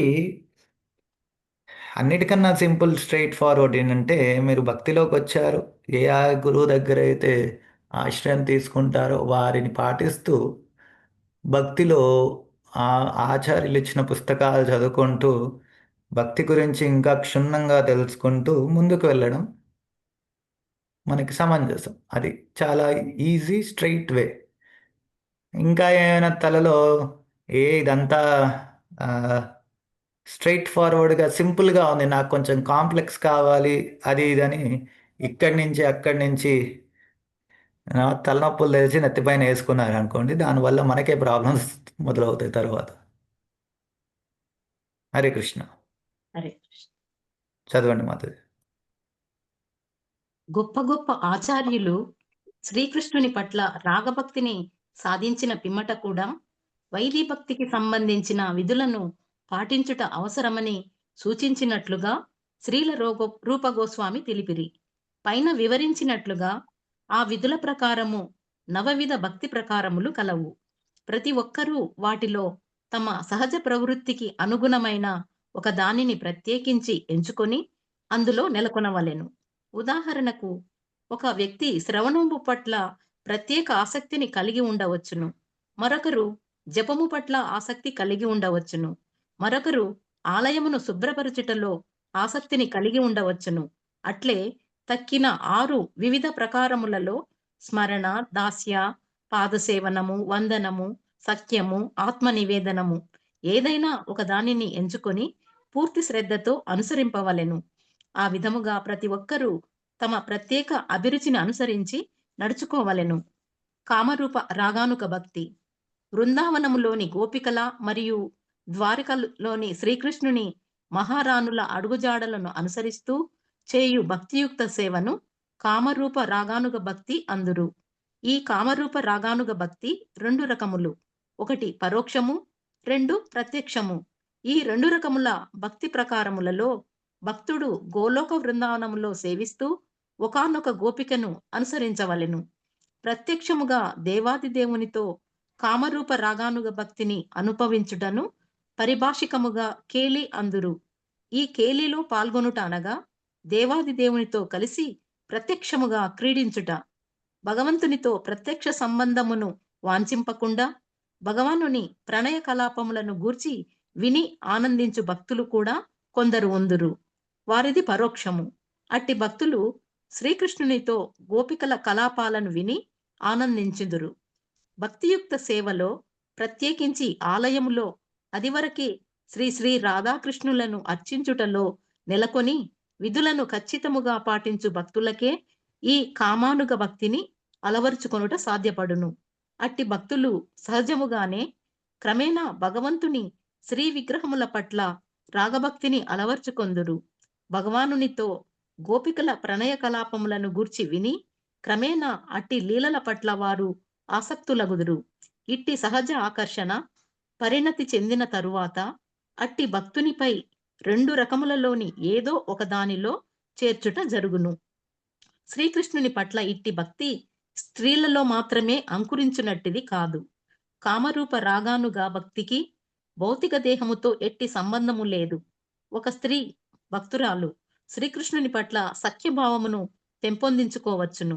అట్లే ఒక పురుషుడు భక్తుడు తాను వృందావనములోని గోపీ భావనను పెంపొందించుకోవచ్చును. ఒక పురుషుని రూపంలోని భక్తుడు తాను ఏ విధముగా గోపీ కాదలుచుకొనునో పద్మపురాణములో ఈ క్రింది విధముగా వివరింపబడినది. పూర్వము దండకారణ్యములో ఎందరో మునులు నివసిస్తుండిరి. శ్రీరామచంద్రుడు తండ్రిచే 14 ఏండ్లు వనవాసము విధింపబడి ఆ వనవాస కాలమును గడిపిన వనమే దండకారణ్యము. ఆ రోజులలో శ్రీరామచంద్రుడు ప్రభువు సౌందర్యము చేత ఆకర్షింపబడిన పరిపూర్ణులైన మునులెందరో ఆ ప్రభువును ఆలింగనము చేసుకొనుటకు వీలుగా తాము స్త్రీలు కావలెనని వాంఛించిరి. తరువాతి కాలములో ఆ మునులే గోకుల బృందావనములో శ్రీకృష్ణుడు అవతరించినప్పుడు వారు గోపికలుగా అనగా శ్రీకృష్ణుని ప్రేరాండ్రుగా జన్మించిరి. అట్లు వారు తమ ఆధ్యాత్మిక జీవితములో పరిపూర్ణత్వమును సాధించిరి. దండకారణ్యములోని మునుల కథను ఇట్లు వివరింపవచ్చును. చంద్ర ప్రభువు దండకారణ్యమున నివసించున్నప్పుడు అక్కడ భక్తియుక్త సేవలో నెలకొనినట్టి మునులు ఆయన సౌందర్యముకు ముగ్ధులై వెంటనే శ్రీకృష్ణుని ప్రేమకు నోచుకొనిన బృందావనములోని గోపికలను స్మరించిరి. అనగా దండకారణ్యములోని ఆ మునులు ఆ సందర్భమున గోపికలకు వలె తాము శ్రీకృష్ణుని ప్రేమింపదలచిరనేది స్పష్టమగును. పరతత్వమే శ్రీకృష్ణుడు, శ్రీరామచంద్రుడు అని వారందరూ ఎరుగుదురు. శ్రీరామచంద్రుడు ఆదర్శ ప్రభువు, ఏకపత్ని వ్రతుడు అగుట చేత సంపూర్ణుడు. దేవాది దేవుడైన శ్రీకృష్ణుడు బృందావనములో తమ వాంఛలను నెరవేర్చగలడని వారెరుగుదురు. శ్రీరామచంద్ర ప్రభువు రూపము కంటెను శ్రీకృష్ణుడి రూపము మరింత అధిక ఆకర్షణీయముగా ఉండునని కూడా ఆ మునులు నిర్ధారించిరి. అందుకే వారు రాబోవు జన్మలో గోపికలుగా జన్మించి శ్రీకృష్ణుని సాహచర్య భాగము కొరకు అర్థించిరి. శ్రీరామచంద్ర ప్రభువు మౌనము వహించెను. ఆ మౌనమే ఆ మునుల ప్రార్థనలకు అంగీకారము. ఆ విధముగా రాబోవు జన్మలలో శ్రీకృష్ణుని సహచర్య భాగ్యమును శ్రీరామచంద్ర ప్రభువు వారందరికీ అనుగ్రహించెను. ఆ వరముకు ఫలితముగానే వారందరూ గోకులములోని వ్రజసుందరీమణుల గర్భమున గోపికలై జన్మించి పూర్వజన్మలో తాము కోరిన విధముగా గోకుల బృందావనములోని శ్రీకృష్ణుని సహచర్య భాగ్యముకు ఆనందించిరి. ఆ విధముగా శ్రీకృష్ణునితో మాధుర్య ప్రేమను అనుభవింపవలెనను ఆధ్యాత్మిక భావన చేత వారు మానవ జీవిత పరిపూర్ణత్వమును సాధింపగలిగిరి. మాధుర్య భక్తి 2 రకములు. ఒకటి స్వకీయ శృంగారం, దాంపత్య శృంగారం. 2 స్వకీయ శృంగారం, ప్రేమ శృంగారం. శ్రీకృష్ణుడు స్వీయ శృంగారం అనుభవింపదలచు భక్తులు ద్వారకకు బదిలీ చేయబడి భగవానునికి జన్మించి శ్రీకృష్ణుని భాగ్యము పొందుతూ శ్రీకృష్ణుని పరకీయ శృంగార ప్రేమను ఆశించువారు గోకుల బృందావనంలో ప్రేమికునిగా బదిలీ చేయబడి గోపికలతో మరి శ్రీకృష్ణునితో రాసక్రీడల వినోదింతురు. అయితే ఒక గోపికగా గాని రాములుగా గాని శ్రీకృష్ణునితో శృంగార ప్రేమను అనుభవించుట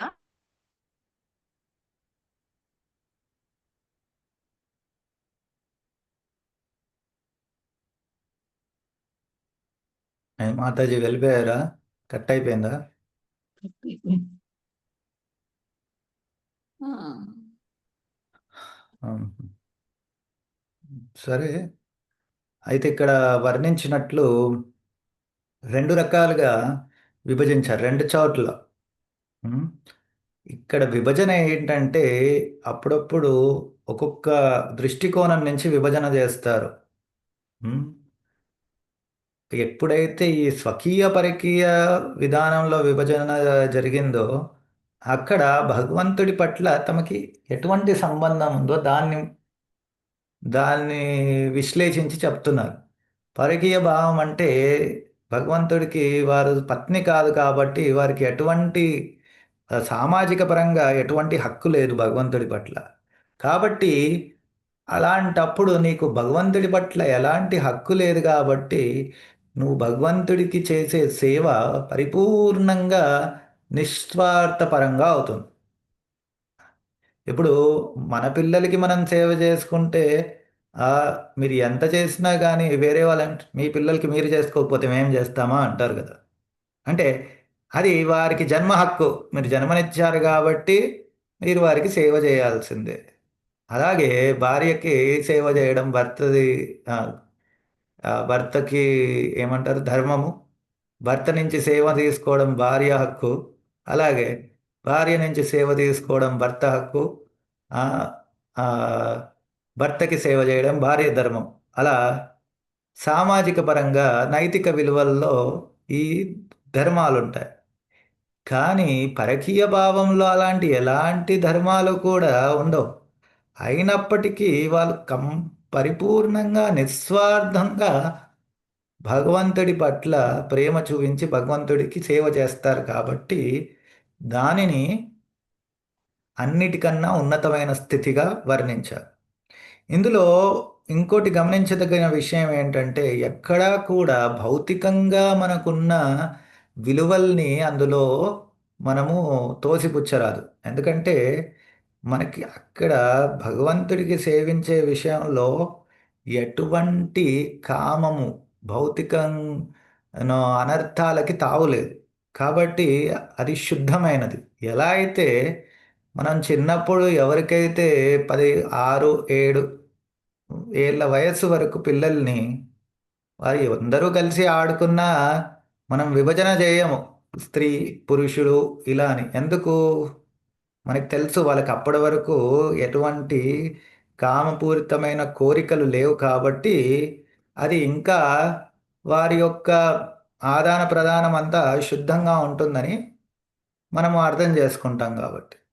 అలా అలాగే మనము భగవంతుడి భక్తిలో కూడా ఎవరైతే ఉంటారో ఎలా అయితే పసిపిల్లల హృదయం శుద్ధంగా ఉంటుందో వారు కూడా అన్ని అనర్థాలని తన నుంచి దూరం చేస్తారు కాబట్టి అలాంటి పరిశుద్ధమైన భావనతోనే వాళ్ళు భగవంతుడికి సేవ చేస్తారు. అలాగే మరియు స్త్రీ పురుష యొక్క విభేదం ఏదైతే ఈ భౌతిక ప్రపంచంలో ఉంటుందో అది కూడా వర్తించదు భగవంతుడికి సేవించడంలో.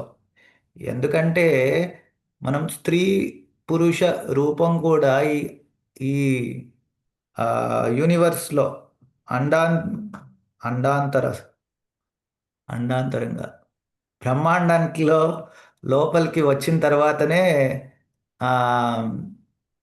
ఆ, అది వస్తుంది.